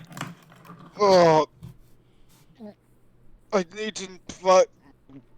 And you see him just cough up a mixture of green, like moss, like plant matter, along with some blackened bile that just comes Ugh. spraying out onto the ground. Oh, I Ugh, disgusting. don't feel well. I need to see the. I'll get money to you if you guys give me a ride. I promise. I'm not riding with a naked, and I'll toss a full set of light armor at you. Can I just? I don't need all of this. Can I just like put on the groin area, or like maybe like the. Yeah, sure. You put on the cup Pants. he sent you, the leather cup, All right, and I just. All right. as well as like the trousers. I'll say. Yeah. So I'm just like upper half, just bare, like okay. I start putting it on. I'm like, hey, name is Othan. What are you? Yeah. What are you? What are you guys doing in Draconia, if you don't mind me asking? Not entirely sure. I know where We are right about as clueless as you are. Fair enough. Yeah, just But I'm if with we you. can we can check out the church. Once I'm there, I'll be good. Yeah, before that, I point towards the black liquid you coughed up. You aren't gonna spread the plague to us, are you? But buddy, I don't think you're too should be too concerned about it. You're Hey, no, don't get me wrong. I can't catch the plague. I'm that's a bit past skin and bones. But I- my compatriots here, Damn it, Goblin. 1 second. Pretty much. Anyways, continue. Also, I love that guess. I just if we can get to the church, it would help me out a lot. I have. Oh, I don't feel good. Oh, God. Just, Can I climb into the cart, I'm please? riding in the back. You I'm not Sure. having any of that near in me. the cart and the rest of them. I'm Alright. willing to keep you company. All right, I'm gonna sit on the. I'm gonna climb onto the back of the car. I'm kind of lean over the side as I just. I just spit out more of the stuff. I'm just like, oh fuck. Okay, and I promise you, I'll pay for my ride. We're not. What city are we in? Draconia. What's The city of Draconia. Okay, my bad. Draconia is on Draconia. There's only one city in Draconia. Oh, okay, my bad. Okay, There's I like just gotta get to it. there's a few small towns, but they don't really have names. Okay, so it's like Australia. Yeah, pretty much. basically. All right. Hey. Pretty much. Okay. So climb onto the boat, and who's sitting in the back next to me? No I one. am? The slime. There's multiple carts that are being pulled like a train. Remember? Yeah, I'm just saying Yes, which but one. I wish to keep an eye on our new Okay, passenger. it's fine. All right, I'm I gonna sit. don't know I'm why, sit. but it I'm sit on the cart, and I'm like, I'm gonna lean back, saying, "Oh God. Oh. So, what are you?" I'm just going. First off, Goblin, I would have been casting mending for like the entire bloody hour, so Okay. that my armor is fully repaired. I'll say it's getting close to the point at this point, but there's a few things that you're gonna need to like. There's a few magical like things about your armor that you need to get to a forge to repair. So you can Yeah. use those abilities, but your armor is like weird. So it's like flavor wise, you still need to fix it up a little bit, like repair some of the runes and whatnot. I am going to retract the helmet. Well, a slot, put simply.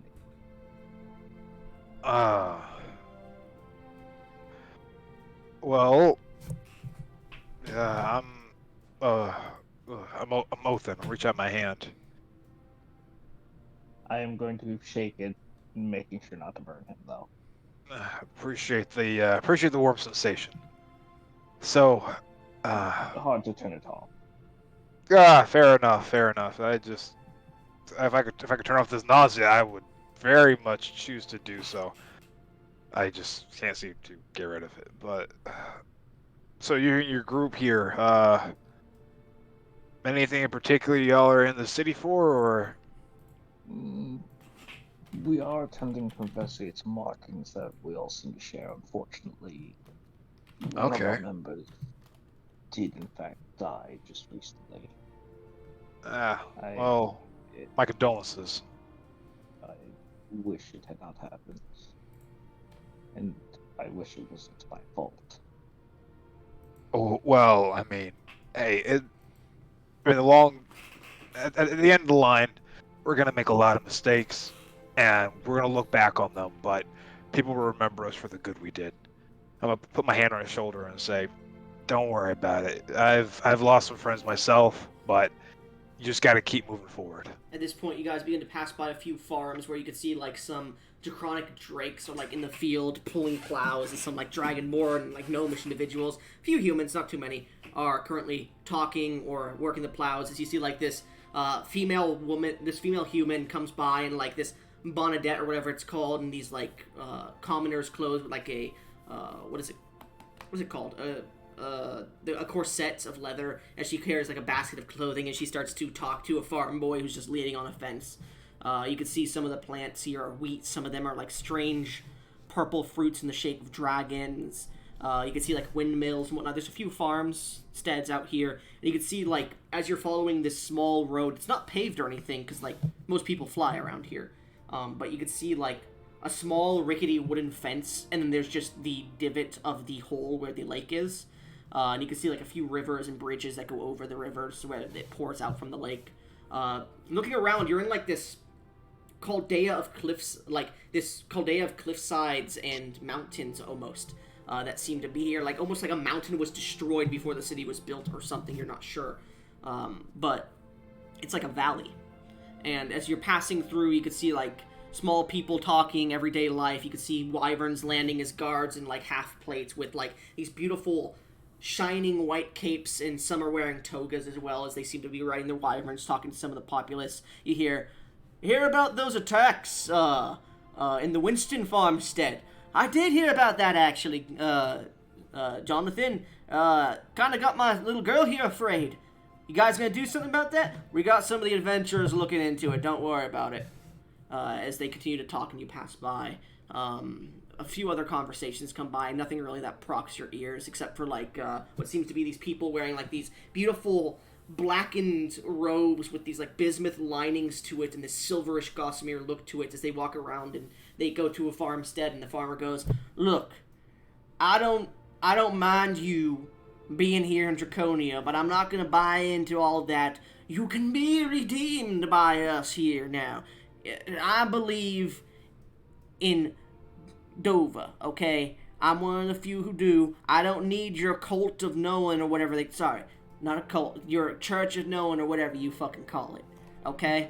So, I appreciate it, but please step off my farm here." And you see the two of them look at them and say, "I appreciate your time."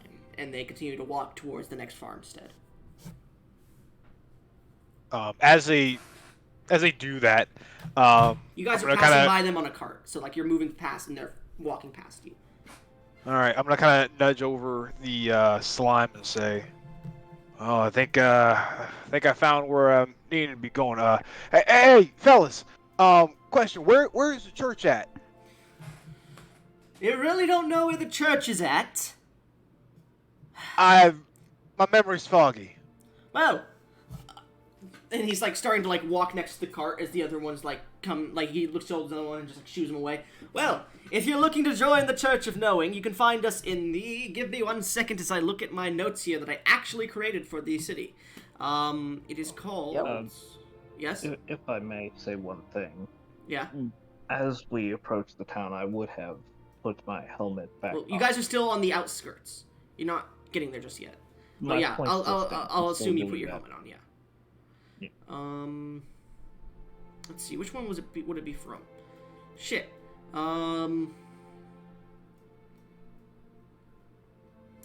I guess it would be the first district, the Aryan Heights. Aryan Heights. It looks like Aryan, but it's Aryan Heights. Aerion Heights. If you recall, I don't know if you've been here before, and he points towards the highest floating island that's central to the city. It's almost reaching past the clouds of the atmosphere, and you can just see that it's chained to the very center of the islands, and it kind of acts as an anchor point. And you can see, like, let me give you a description here. You can see it's the apex of Draconia. It soars way above the others. There's brass towers and other floating platforms that create a gleaming skyline against the backdrop of the endless skies from below. And you can see it's just floating in its apex. There's many big buildings, skyscrapers of brass. I'm kind of, as he's like walking by me, say, "Oh, well, no, I'm not looking to join." Well, then don't waste my time, and he starts to walk away. I'm gonna reach my hand out, kind of like, no, brother. I Let me ask you a question though. Yes. Do can I roll to? So my character, I would say he kind of goes quiet, and then you see, I would say Slime can probably see this because he's right next to me. You see his brow start to furrow, and this anger sort of is like very plain on his face. Can I roll to try and crush his hand? I'll say he doesn't expect it, so as you, like, he goes, alright, and he holds his hand as he's following the cart. He grabs yours, and you guys hear the crushing of bones. Ah! Ah! Ah! He tries to pull his hand away. Do you keep it? As I hear that, I hear him scream. The rage is just gonna leave, and then, oh man, I'm so sorry. So sorry. You keep holding onto his hand? I let go. I immediately let go, and I was like, He falls to the and ground. I Ah! oh shit! I'm sorry, what happened? He just crushed this. He reached his hand out to this priest, and the priest got his hand crushed. I'm so sorry. I'm so sorry. Yeah, why? I'm sorry. My name is Otis. He starts running away. Guards! Go! And he just starts running towards a guard wyvern that's at one of the closest farmsteads. That's... Oh no! I'm gonna hop off. I'm gonna hop off the cart, and I'm gonna. No, walk do over. not. Don't do I'm that. Stop. I'm gonna try to stop you. Okay. Don't, No, do no, not. let Just him. stay with us. Trust me. What do you? Oh Yes. man. As the guard looks over to you all, as the guy is starting to explain things, the guard looks over, climbs on his wyvern, and the wyvern starts to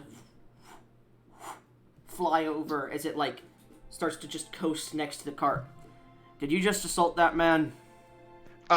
Sir, yes, it was an accident. It was an accident. My man, good on you, and he holds his fist out for a fist bump. I hate those righteous pricks. I just hurt a man. So? He's a member of the Church of Knowing. Fuck him. I told you not to worry about it.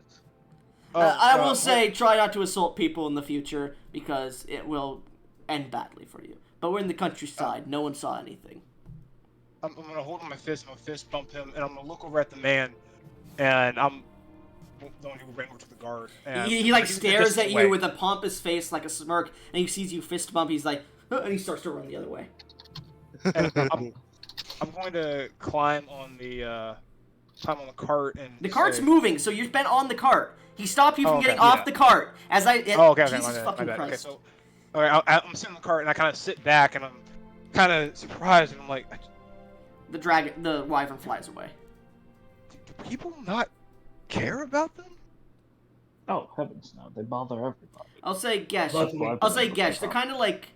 They're not Mormons per se, but they're trying to outstretch their reach of people. I'll say Gesh, and you know that some people just don't care, especially the outskirts people, because it's a new religion that's trying to not force its way, but it's trying to get its way in. There are people that care about it. There are people who don't care about it. There are people who don't give a shit about like the church at all, and there are people who hate them. Basically. Protestants. Like 50% Yes. of all The Christianity. Church of Knowing sometimes oversteps their boundaries and have made quite a few enemies with people. in the I'd say countryside. you also know about a year ago, like one of their high-ranking officials of the church, not the high priest, but one of their subordinates, was caught in a scheme, and it caused a magical explosion in the middle of town, in a different place than the church, and that kind of turned a few people away from the church. Because it kind of leveled a whole city block. Holy shit. But My character know about this? no. Okay. But Gesh, your character would know about this event, and you would know that a lot of people kind of got turned away from it. But that guy was imprisoned, and a famous politician here named Zai was like trying to advocate for them and say, "Hey, look, I'm not part of them, but look, there was one guy. A lot of different church people here are corrupt and they've been arrested in the past. I understand this is new, blah, blah, blah." There's a whole speech, and, like, he advocates for them, though he's not a member of their church. He believes in their message they spread, but he's not a member of their church. Yeah, I would relay that to them Oh. because I'm kind of too lazy to just say that. Sure, that's fine. Okay. Well, I have a lot to catch up. How long was I asleep? I don't know. Probably sometime. Just headache. I'm still not quite sure what year it is myself. At this point, you guys get to what seems to be a busy entryway. There's walls around this entryway, but it just enters into the lake, which is strange to you all. And you watch as you get there. There's a small line of people there that are waiting, and actually no, yeah, no, there would be a small line of people waiting. And it seems to this entryway, this gate seems to lead to one of the chains that connects to the floating island above. Because there's multiple chains that affix the main island, and the other chains that fix the smaller islands connected to the big one, and then some that connect to the bottom. Blah blah blah. But one. But as you get to one of these chains, you can see people are waiting, and you see a few guards checking IDs. They're like, "All right, we have enough room for 10,000 pounds." And he starts pointing towards a few groups. You, come on, come on. And you can see there's like this small little area of like stone, like about not a 60, I'd say about a 100 foot by 100 foot stone platform past the gate. But then it's just a chain that goes up towards the island. And he goes, "All right, and you in the cart, pull forward. We need to check your identifications." As the cart pulls forward, Naughty looks at them. "Hi, I think you know me. I'm Naughty." And the guy goes, I know you, Naughty. Going out on an excursion. Another one of your machines." It's like a puff of smoke comes from one of the gears. "Do you need us to take care of it and send it back to your workshop?" I think that would be for the best." And she goes, "Let's get out of the cart, guys. They'll take care of it and fix it and send it, or keep it from exploding in the city."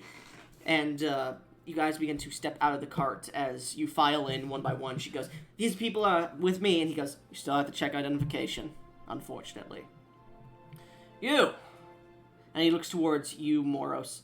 "Human, come here." And this guy seems to be a human fighter or guard. He's wearing half plates. He has a cape on his back of beautiful, I would say greenish color, with golden embroidery on it. He has a nice helm that comes to like a fin in the center of it. And he goes, he's holding a pike in his left hand. "Show me some form of identification. Why are you here?" A pleasure. I'll reach in. Do I have papers that show I'm from the Winterlands? Would you have had them on you when you got abducted? You were in I your don't fucking think I would... workstation. I was in my workstation. I don't think I'd have my identification, but I'm pretty sure I would have my court station. Okay, yeah, if you have that, go ahead and pull it out. Yeah. So I'll pull it out and I'll show it to him. You pull your official station or title out, and he looks at it. "Oh ho ho! An archmage, a court mage from Marsteth? You're a long way from home. Actually, not that far, because we're getting towards Marsteth currently with the ley line signatures, I believe. Well, what brings you here?" And he hands you your papers back, and he starts to take his own papers out and write down your name and your station and everything. An academic expenditure. I've heard much about this Church of Knowing. I wish to learn more about it. And, yeah. Roll me a deception check. Yeah. Where's my deception bonus? Got this moment. Do I? 16. 16. He looks at you and furrows his brow. "I'd recommend you, as he starts writing, I'd recommend you stay away from those devout cultists. Everything's gonna go wrong with them." Tell me about it. 2 of them just stopped us on the way here and tried to preach about... I know, right? Gave me a headache. So fucking They're annoying. So annoying. I know, right? Yes, I agree. All right, go ahead. Step through. Yes, You have academic exception, so you don't have to pay the toll. Can I try to follow him and say, "Oh, sorry, I am He Master looks at you. Person." He looks at you as you're starting to say, and he goes, "You wouldn't happen to be a necromancer, would you, Moros?" As a few of the other guards are like tightening their grips on their weapons, they see the skeleton in front of them.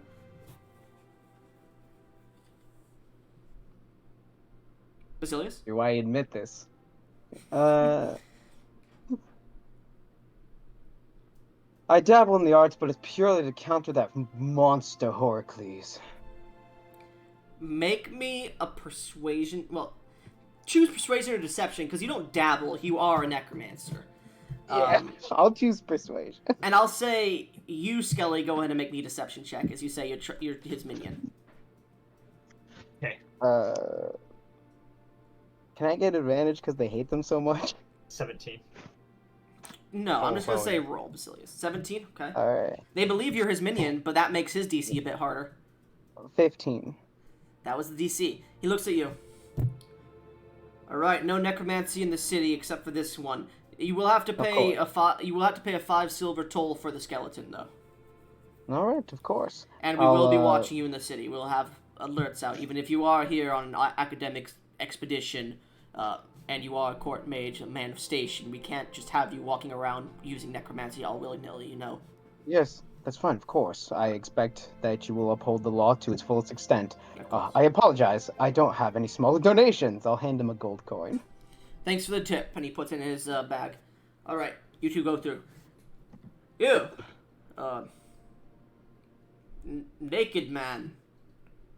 Why the fuck are you here? As you start to approach and Gesh is next to you, he goes, "Ah, Captain, how you doing?" Sorry, let me go. Hold up. You have the soldier background, right, Gesh? Yes, I do. What's your character's name? Oh, yeah, Captain Gesh. Oh, is this one with you? Yes. Get going. Sorry about that. Don't mean to stop you. No worries. Okay. And you, I believe I recall you. You came here a while ago, I believe, right? The individual who was looking to tutor. Oh, Naughty, this is your tutor, right? Unfortunately, yes. Well, Well, I'm not that bad. interesting. Are you just returning to the city? To continue your peerage? Yes. Alright. For time, yes. It'll cost you 5 silver for the entry fee, please. Understandable.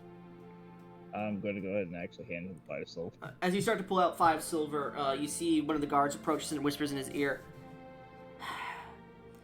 Due to outstanding contracts, I can not accept an entry fee from you, apparently. Go in. Ah. Okay then. He scribbles and Why? writes it down. He fixes his parchment because Naughty is a military contractor. Oh. I poke my head back out and I say, "The automatons with master." Veronica. Oh yeah, Veronica. Veronica starts to approach. He doesn't even talk to her. He just like lets her pass, and he's like, "Well, of course, it's an automaton. It's a servant." Yes, of course. DM. Yeah. Quick question: if anyone has a chance to romance Veronica, can it be him? Because he's like the guy who brings her up the most. It's just give advantage. Roll me a D100. The only fucking guy who can remember she exists. All right, roll the D100. Roll 1D100. Oh, that's 200. 100. 38. Ooh. Roll me a D40. Roll 40. 18. Good enough, thank you. So, as you guys step onto the platform beyond, you see a few other groups of people who are talking. You see a few adventurers. You're talking like, yeah. The mission is gonna be easy. We just need to hunt down a wolf or something. You hear another group of people talking.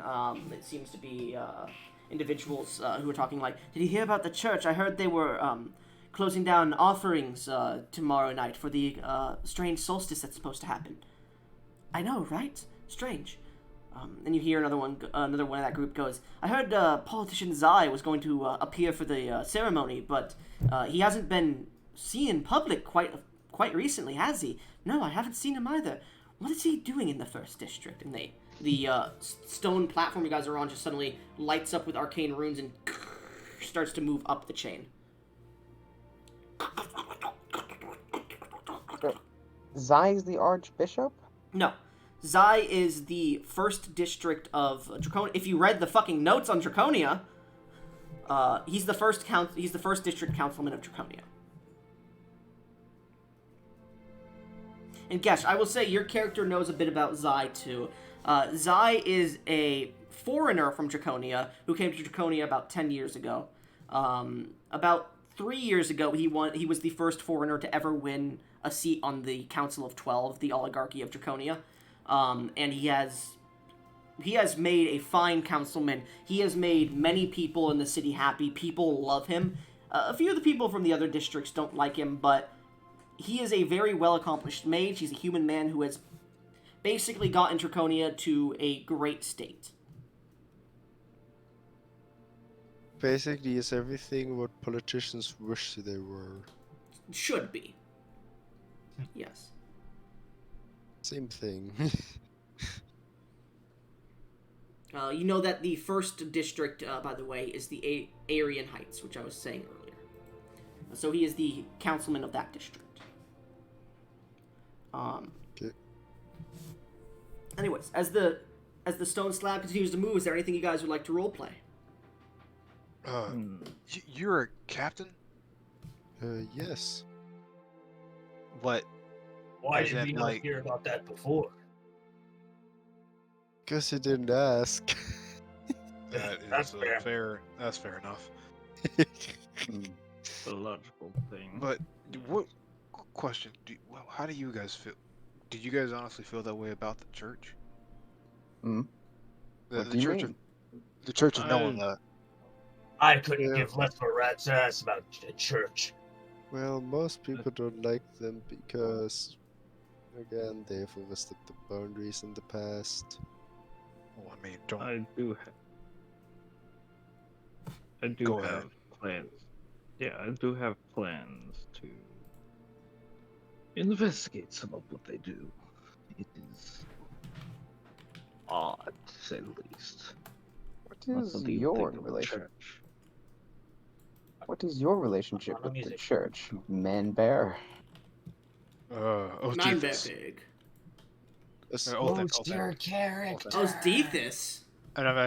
Othen. My bad. Othen. My bad. Bro, Hey, just I so just dumb. wanted to say, what the fuck? My OC now. So, No, continue. Othen. But just I'm not as against them as all of you are. I'll say that. You seem quite adamant to get to them. Strange Yeah. indeed. Well, we each have our own reasons to see the church, it seems, in one way or another. At this point, you guys watch as like a few of the guards step up. Like one of them steps up to the skeleton, just looks at him and looks at Moros and goes, "Keep that thing in check." As a few of the other guards start to pull their weapons out, as you guys hear a, and you look around, and they're looking around at the skies too, and you see like these small, like, think of a palm-sized wyvern, basically a sky rat, as they start to assault the small stone platform that's moving up. As you see them like attacking the guards, or stabbing at them as they were going for like small crates of food that some merchants are bringing up. They're starting to grab it. Are there any items on you guys that have food-like smells or any magical signatures? So like any magical items. I have rations, Okay. the ever bright lantern, Mhm. Okay. and the. I'm gonna need you to make a contested athletics check, and go ahead. Wouldn't my whole skeleton be of arcane No. signature?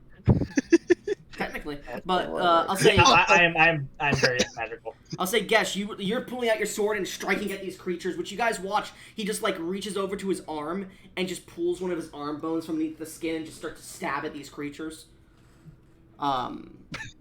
Meanwhile, Prostate Boy. These creatures are seemingly avoiding you since you have no magic items. Skelly, what magic items do you have? I don't have any magic items other than like literally myself. V? Yeah, I have my entire armor Mhm. as a magic item, as well as rations in my pack. Okay, so I need everyone to make contested athletics checks. Oh yeah, that's right. Vaughn had the bag of holding, didn't he? No, I have the think bag you of did. holding. No, I didn't. Okay, I have the bag of holding. just make a contested athletics check, everyone, except for Prostate Boy and Gesh.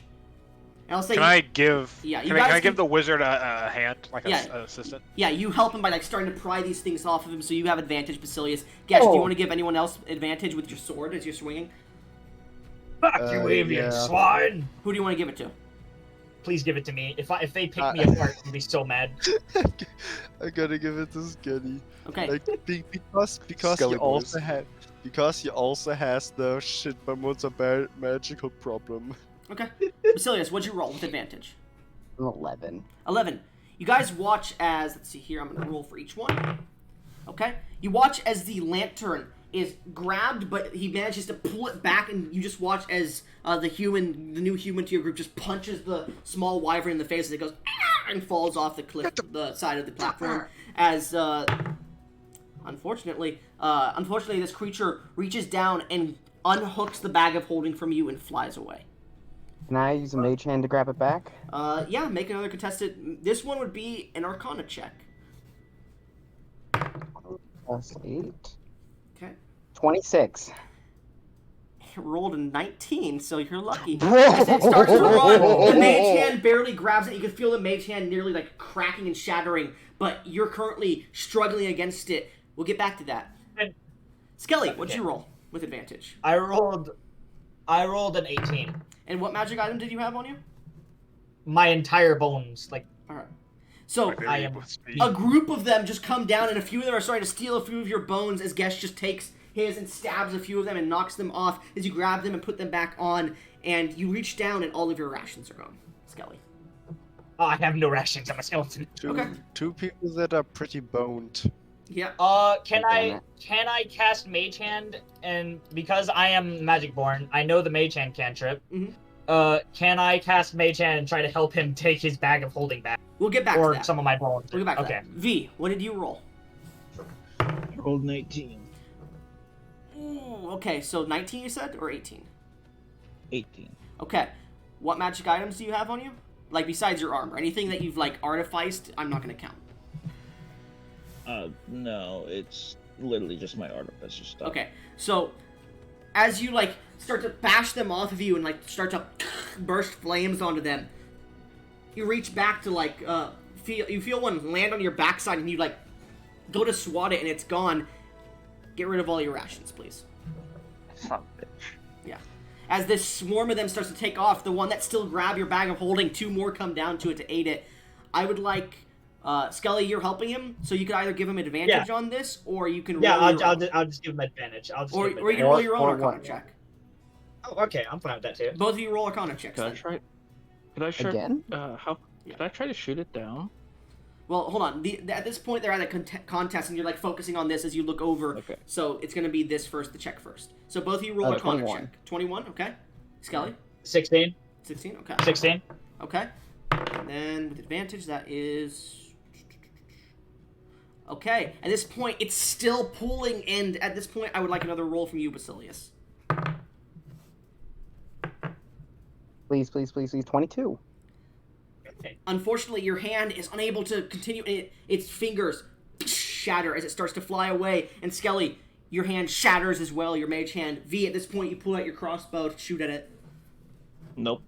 No? Why not? We need the bag of holding. During my short rest, I swapped my armor type because I seem to need ranged a lot more. I now have infiltrator armor, which is what I'm going to utilize. Okay.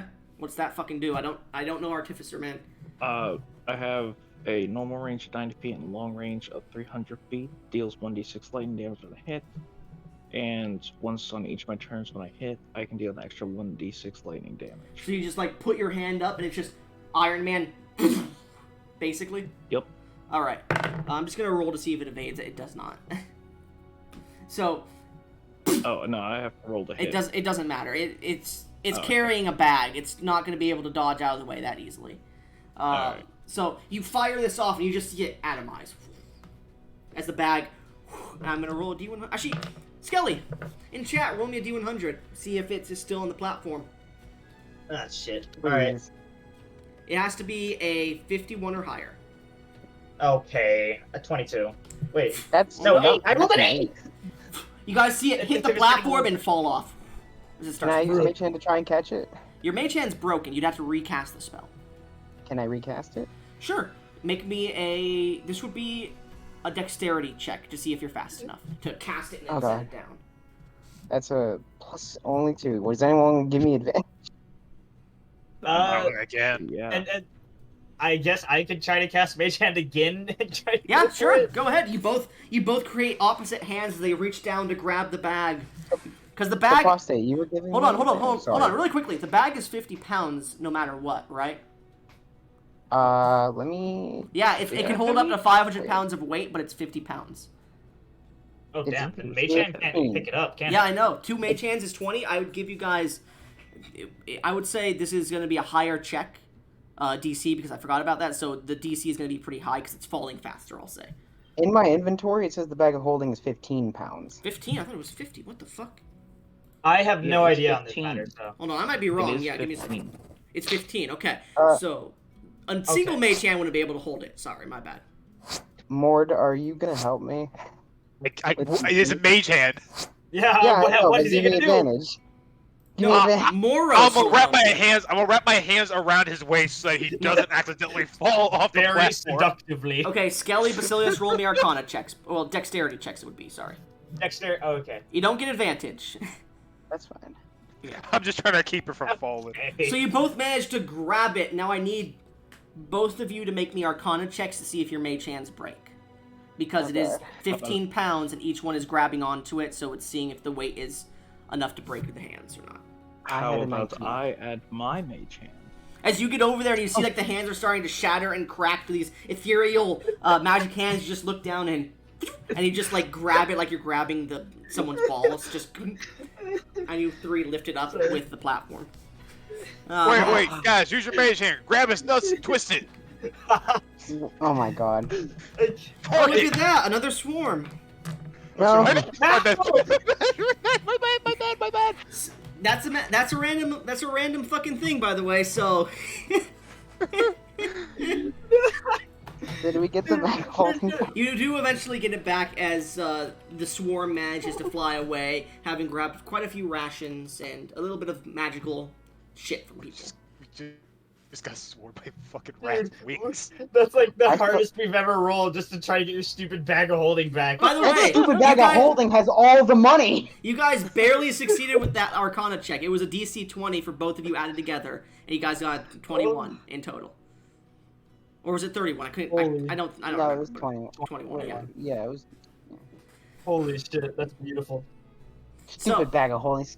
Sorry. At this point, you feel the platform and stop as you guys look and you see these beautiful, magnificent stone walls. Ancient, covered in moss. But it's not like carved stone and like bricks placed upon each other. It's a cliff face that's been carved to be able to not be allowed to be sieged, but it's a cliff face. And you can see small bits of water that are trickling off the side of it. There's small little plateaus on different sides as you step in and through. They write down your names again. You don't pay an entrance fee as you pass by this beautiful place, and you look inside. The inside of the walls, which curve at this point, have small vines and vegetative like plateaus on it. And you can see a few like gnomes and other people are like climbing up the wall to get onto the sides of it and clipping some places. You look around and you see a beautiful cobbled city streets, like a medieval town basically. There's no skyscrapers here at the moment, except one, which you see as you enter in. There is this small center, like almost town square area, a circle that seems to surround this large brass skyscraper that hits the sky, passing through the clouds. And you can see almost like a marketplace built around here. As you look around, you can see people going about their day. A lot of commoners, a lot of dragonborn and humans. You can see a few gnomes who are talking in gnomish, you know? But they're walking Yes, I around. speak. You speak gnomish? No, I'm joking. I would punt a gnome into the atmosphere. Anybody speak gnomish here? I do. Nope. Basilius, What do you not speak? you hear... I have linguist. Did you hear about that recent military contract? I did. They were going to investigate the ship that fell. Did you hear that they destroyed it? That was interesting. I actually saw it on my crystal ball. That's not your crystal ball. That's your wife's. Yes, I know, but she is part of my family, so it's my crystal ball. Not when she divorces you. Hey, that's not funny. Kind of funny. It's kind of funny. And they keep walking. I like that. I like that. As you're continuing to walk, you guys watch as like this adult brass dragon, just not brass, I'd say this would be more of a green dragon, just flies overhead, and you see other people look up at it and they just stop and they go about their day again as it seems to circle around the tower and eventually disappears as it seems to turn into a humanoid dragonborn that just lands on the tower and walks in, seemingly carrying a parcel of sorts at a higher balcony. Mind you, this skyscraper isn't just a box. It seems to be like 3 points that seem to spiral up. Like, how do I explain this? Like a trident.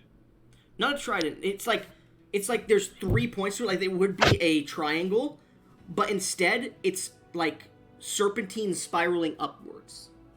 So the building is twisting it. It almost looks like a, how do I explain, Taco Bell like cinnamon twist. But with 3 points. Okay, Yes. makes sense. Yeah. Makes sense. I like it. As it breaks the sky, you can see like different planes of glass on it in different pieces. It glows a little bit in the midday light. Welcome to Draconia. Fuck! I just coughed. Sorry. DM's dying. I thought you were like doing the cough as like the voice. No. So, you've arrived in Draconia. You are in the 12th district, which is known as West Side. All right, I'm just gonna. I will say this is the. Let's see here. I guess it would be. Where is it? Fuck, I can't find it. Never mind. We'll call this the Steamwork district. Steamwork. You can see like many different warehouses with like large gears that. Every so often you can see some steam and some smoke coming out of different workshops. You can see many different storefronts and whatnot here. You can see many people wearing, you can see like a human man that comes walking up to you. He's wearing like a, kind of like a wet floor sign, but it's bigger and it's around his neck, and he comes walking up. Come get your dwarven ale from Dwarvy Dwarves Dwarven Ale Shop. I don't know. I'm just creating a fucking name. It's kind of racist as hell. Like, not gonna lie. Like, it's me saying blackest foods. No, it'd be more like Blackie's supermarket stamps or something. But anyways, And blackest day and blackest night. Nice. No white woman will escape my sight. I'm so glad you got the reference. What are you rolling? Oh god. Oh fuck. Come to Dwarven's van of alcoholic drinks. I don't fucking know. Van. We'll take it. The van. All right, you go. You start to follow this man towards the shop or the van, and you can see like this like van-like aesthetic to a small stall kind of like shop, and That's cool. it's like he opens a side door and it slides to the side. He's like, "Welcome. What can I get for you?" You see this like short dwarven gentleman, beard, bushy hair. Damn. Hey, wait, so I'm gonna look over to the guys and like, hey, I don't have any cash, so you guys can spend all you want. Wait, It's alright. if you don't have any cash, how are you gonna pay for the ride? I have some connections, but Right. Right. Naked guy comes out of the forest. He's tipsy. How do we know? How do we know you're not some jobless bum? Look, some jobless bum drunkard. As you guys walk free away from the ride to shop, city. going through the city, you're talking about this. Go ahead. Easy, man. well, Wait. I'm not. I had a job. I need to see if it got done so I can possibly. Let Forward. me Um, advocate but- at least on this. Don't worry. Simply put, the easiest method is he stays with us until he pays. Sure. I don't have anything to hold as collateral, but Hey, you teacher. know my name. We're holding you. You can pay with your body. Naughty Wait, looks hold toward- on. Let me read. I'm sorry. Go ahead. Naughty looks towards Okay. you, Virus, and says, "Hey, if you want to go back to the workshop and help me finish something really quick while these guys investigate the town, Yes, that You- would be you- ideal. this is You should probably. This I'm is sorry, me continue saying that. if you need to leave, V, you can leave because you're starting to talk quiet, which I assume you don't want to get hurt by your father or something. No, it's all right. I'll survive. Okay, so they're not going to the workshop. All right, I'll wait. I guess Not yet. because you all need to follow us anyways. Yes, we all have things to get done. Gesh, as you guys are walking by through town, you do see a few guards that look at you and give you nods. You guys are noticing like Gesh is getting a bit of respect as he's walking through. I give them all nods back. You guys see like one of the guards comes walking by on this like large 10-foot tall guard drake, almost like those stormtroopers from the desert in Star Wars. Down the cobbled streets, he looks towards you all and looks at the skeleton. Just keeps walking. I never mind. No, Well, I don't have a head. all right. Well, where are we heading towards exactly? That was about to be my question too. Where Well, are we headed? how about we all? Damn. Can we stop by the church real quick? I want to pay for your services. You guys helping me out, but I also think we should get some rest too. So either or, like we can stop, get some rest, or Well, my workshop's on the way to the Aryan Heights. If you want to stop there and then come on back, I can show you the way, and then you can come back after you're done with that. Yes, let's go to the shop. Information must be divulged in a secure location. oh, fair enough. Let's go to the. Do you guys want me there? I don't. If you don't want me there, that's You're fine. being stuck with us. I said that you want the collateral since you have nothing else to provide. That is true. Fair enough. I guess I'm going with you then. All right, follow me. I'll show you to the shop. And she begins to walk, and she asks you guys. I'll say this: do you guys want to travel by foot? Do you want to travel by steed? Do you want to travel by bubble? What do you want to travel by? Bubble? Does Bubble have air? The bubble would be a floating bubble that would allow you to fly through the sky to an extent and then get somewhere, and it would pop after you land. It would have air in it, yes. My vote is for Bubble. The bubble. I will say, bubbles are quite expensive and they are one-time use. Let's walk then.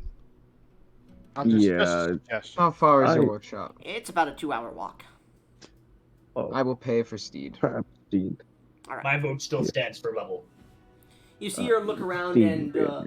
you see what seems to be like as you're walking through. Now that you're getting away from like the entryway here, which is like beautified and whatnot, you start to get past a few workshops. And you can see like clockwork machines that are moving. You see like a clock that seems to flip its own like things to make a kind of like digital clock, but it's not. It has papers it flips to make the time.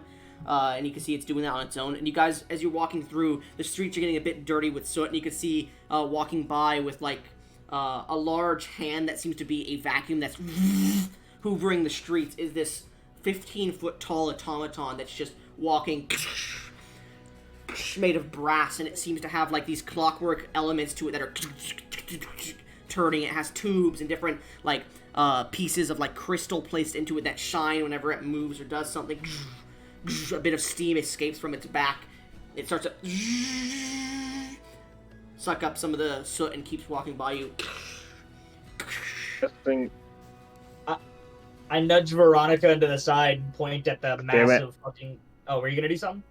Yeah, I was going to basically say I'm guessing Veronica's following us still. What? I was good. I don't understand Both you. Scully and I remember Veronica. Yeah. Veronica looks to you and goes, I am not as mindless as these constructs. That's Quite right, clearly Veronica. not. You're better than them. I will, however, need a new blade. Oh yes, we can get you one of those. Yeah, we should probably get you repaired. Make sure your battery stays A up little to bit of par. energy just sparks out of her neck. Yes, let's And get we the should probably do it Multiply. fast. Yes, this is part of why we're taking her to the shop so that I can fix her. You see, at this point, Naughty comes back with, like, the same raptors you saw pulling, like, that cart, like, the raptor kind of draconic creatures. They have, like, wings, but they're not able to use them. and they have like horns on their head that come back into like almost like a circle, but they don't touch at the very tips. And as you guys climb on them, she goes, "All right, back to the workshop. Yeah." These things are fast. If they're not carrying heavy weight, they run at about 70 feet per turn. God damn. As you're running through the city, you see people are getting out of the way of these raptors. They know them. And eventually, you guys run and run. You guys move past some staircases. You guys continue to move through the city, up some roads, up some streets, down some alleys. And eventually, you get to a portion of the city where you see this gigantic stone wall, a cliff face that's been raised from the ground. It looks like when the city was raised here. And you see upon it flowing gardens and different houses of like constructed, how do I say, of brass and just greenhouses, beautiful houses. You see automatons walking around, clipping some of these gardens. This is called, what is it called? Fuck. I have it right here. Let's see. It is called the Gnome Reach Gardens. This is the district of the Gnome Reach Gardens. And you can see many different automatons and gnomish creatures walking around. It seems a majority of the gnomes live here. It is a beautiful natural realm. You can see many of the waterfalls pour down from the tops of these gardens down into the city and then run off the city itself down to the lake probably. And as you begin to walk up and she starts to show you up these switchback roads, you have to go on foot at this point, so you guys let the raptors go and they start to run back to their place. As you guys start to walk up, she goes, "That there is the Madius house. They're known for their, we should say their vegetation work. If you're looking for anything to get you in the right mind, I don't know why I'm speaking. If you're looking for anything to get them in the right mind, that is where you want to go. Medicinal herbs and medicinal herbs." Weed. Gotcha. She keeps walking up. This is, and she's giving you a tour of the gardens. Eventually, you guys get up to the top, and you can see this beautiful, this rusted chain that's covered in vegetation, and it seems to connect to another island at the very top that's floating. You can see a few more of these chains off of it, but you see this beautiful stone and brass house, a large manor on top of it. And she goes, "This way," and she starts to just walk up the chain. And you can see as she steps, her foot just like magnetizes with like arcane energy, and she just starts to walk up. You guys follow? Yeah, I guess, yeah. Might as well. All right. As you follow, I go where Anon goes. okay. As you guys follow up, you guys are walking, and you are like at this point, as you're walking up, you're almost above the clouds are just passing maybe a few hundred feet above you, not very far. And as you continue to move up, you eventually get to the island, and you can see this beautiful garden in front of the house. You could see a large automaton with like shears for hands. Is it a large one that like the one you saw in the city before? As it starts to walk, and you can see this beautiful dragonborn man with green scales and beautiful long scarlet hair and these flowing like natural colored robes with a large staff going, No, Jonathan. It's a little bit too little. You're going to need to cut it a little bit. There we go. Good job. Now let me just go ahead and grow some daisies. Good. You immediately recognize this individual, Virus, because you've met them once or twice. He is one of the... Where is it? Sorry for anybody listening. I need to open up a file here, because I guess it didn't want to open up itself. That sucks. Let me just open up my files. Well, so with this shop, do you guys think we can, I guess, do any type of repairs, or... I know we're going to try and fix your robot friend, but is there anything else y'all looking to repair? Yes, I need to finish fixing up my armor. You would know him as Ronald. He is the gardener of the house. He's a green-scaled dragonborn with long, red, unkempt hair. He wears green silks and holds a wooden staff. If you look in the marked few NPCs, you'll see him. I see him. Marked few NPCs. As you start to describe him, I realized that was him. Or the Draconia ones. Yeah. I knew what you meant. Oh, see, Ronald is still here.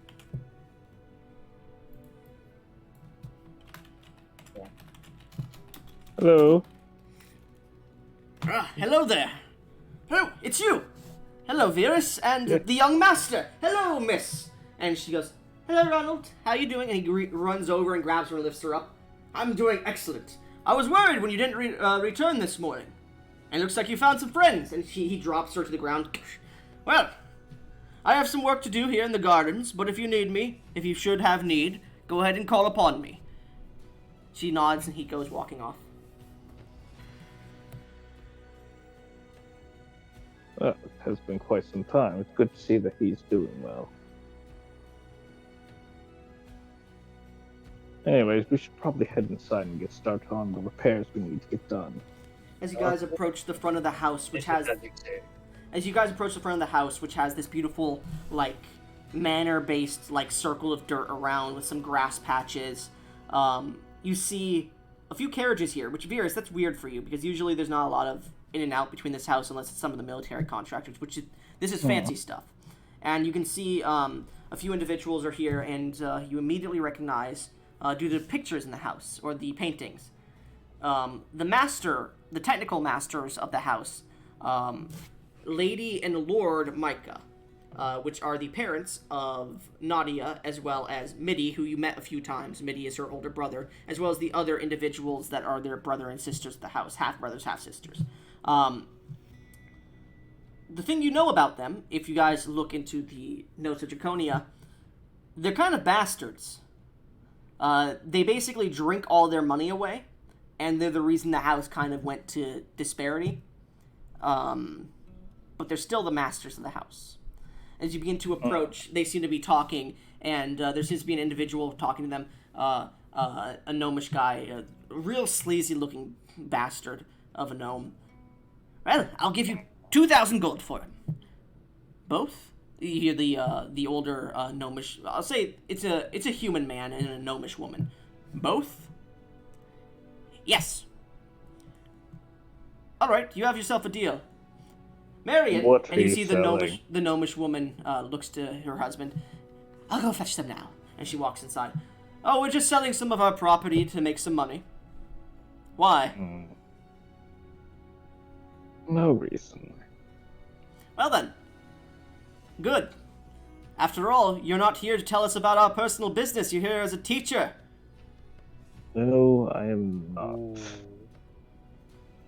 Well then, it's good to see you, Nadia. You should get back to your workshop. By the way, Go ahead. as Fierce is speaking, like, his armor does in fact glow brighter from the irritation. Well, looks like my dear Nadia has found some good friends. Get back to your workshop. You have a few contracts to finish. And he continues to talk with the gnome. As you see, Marianne, it seems, would be Nadia's mother, comes walking out with two very pristine-looking warforged. One of them has this black shell with, like, golden filigreed, like, pieces and linings to him. He looks almost like a butler in his attire, and he seems to be very well-maintained and kept care of. As he walks out with another one who seems to be in a maid outfit, a female-looking warforged who has this, like, red scarlet hair and this silver chassis, and she goes, here's the two, and she, like, passes them over to the gnome. He passes them a bag of gold and begins to put them in the cart. Nadia notices this and goes, they're selling them. They're Mitty's favorite, though. Hold up. Mom and Dad, and they just completely ignore her as she starts to ask questions.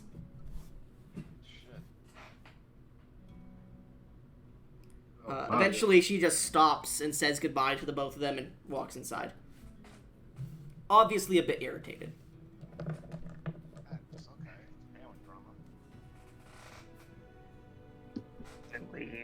Very forward, like, there's a pair of scorch marks where his feet were.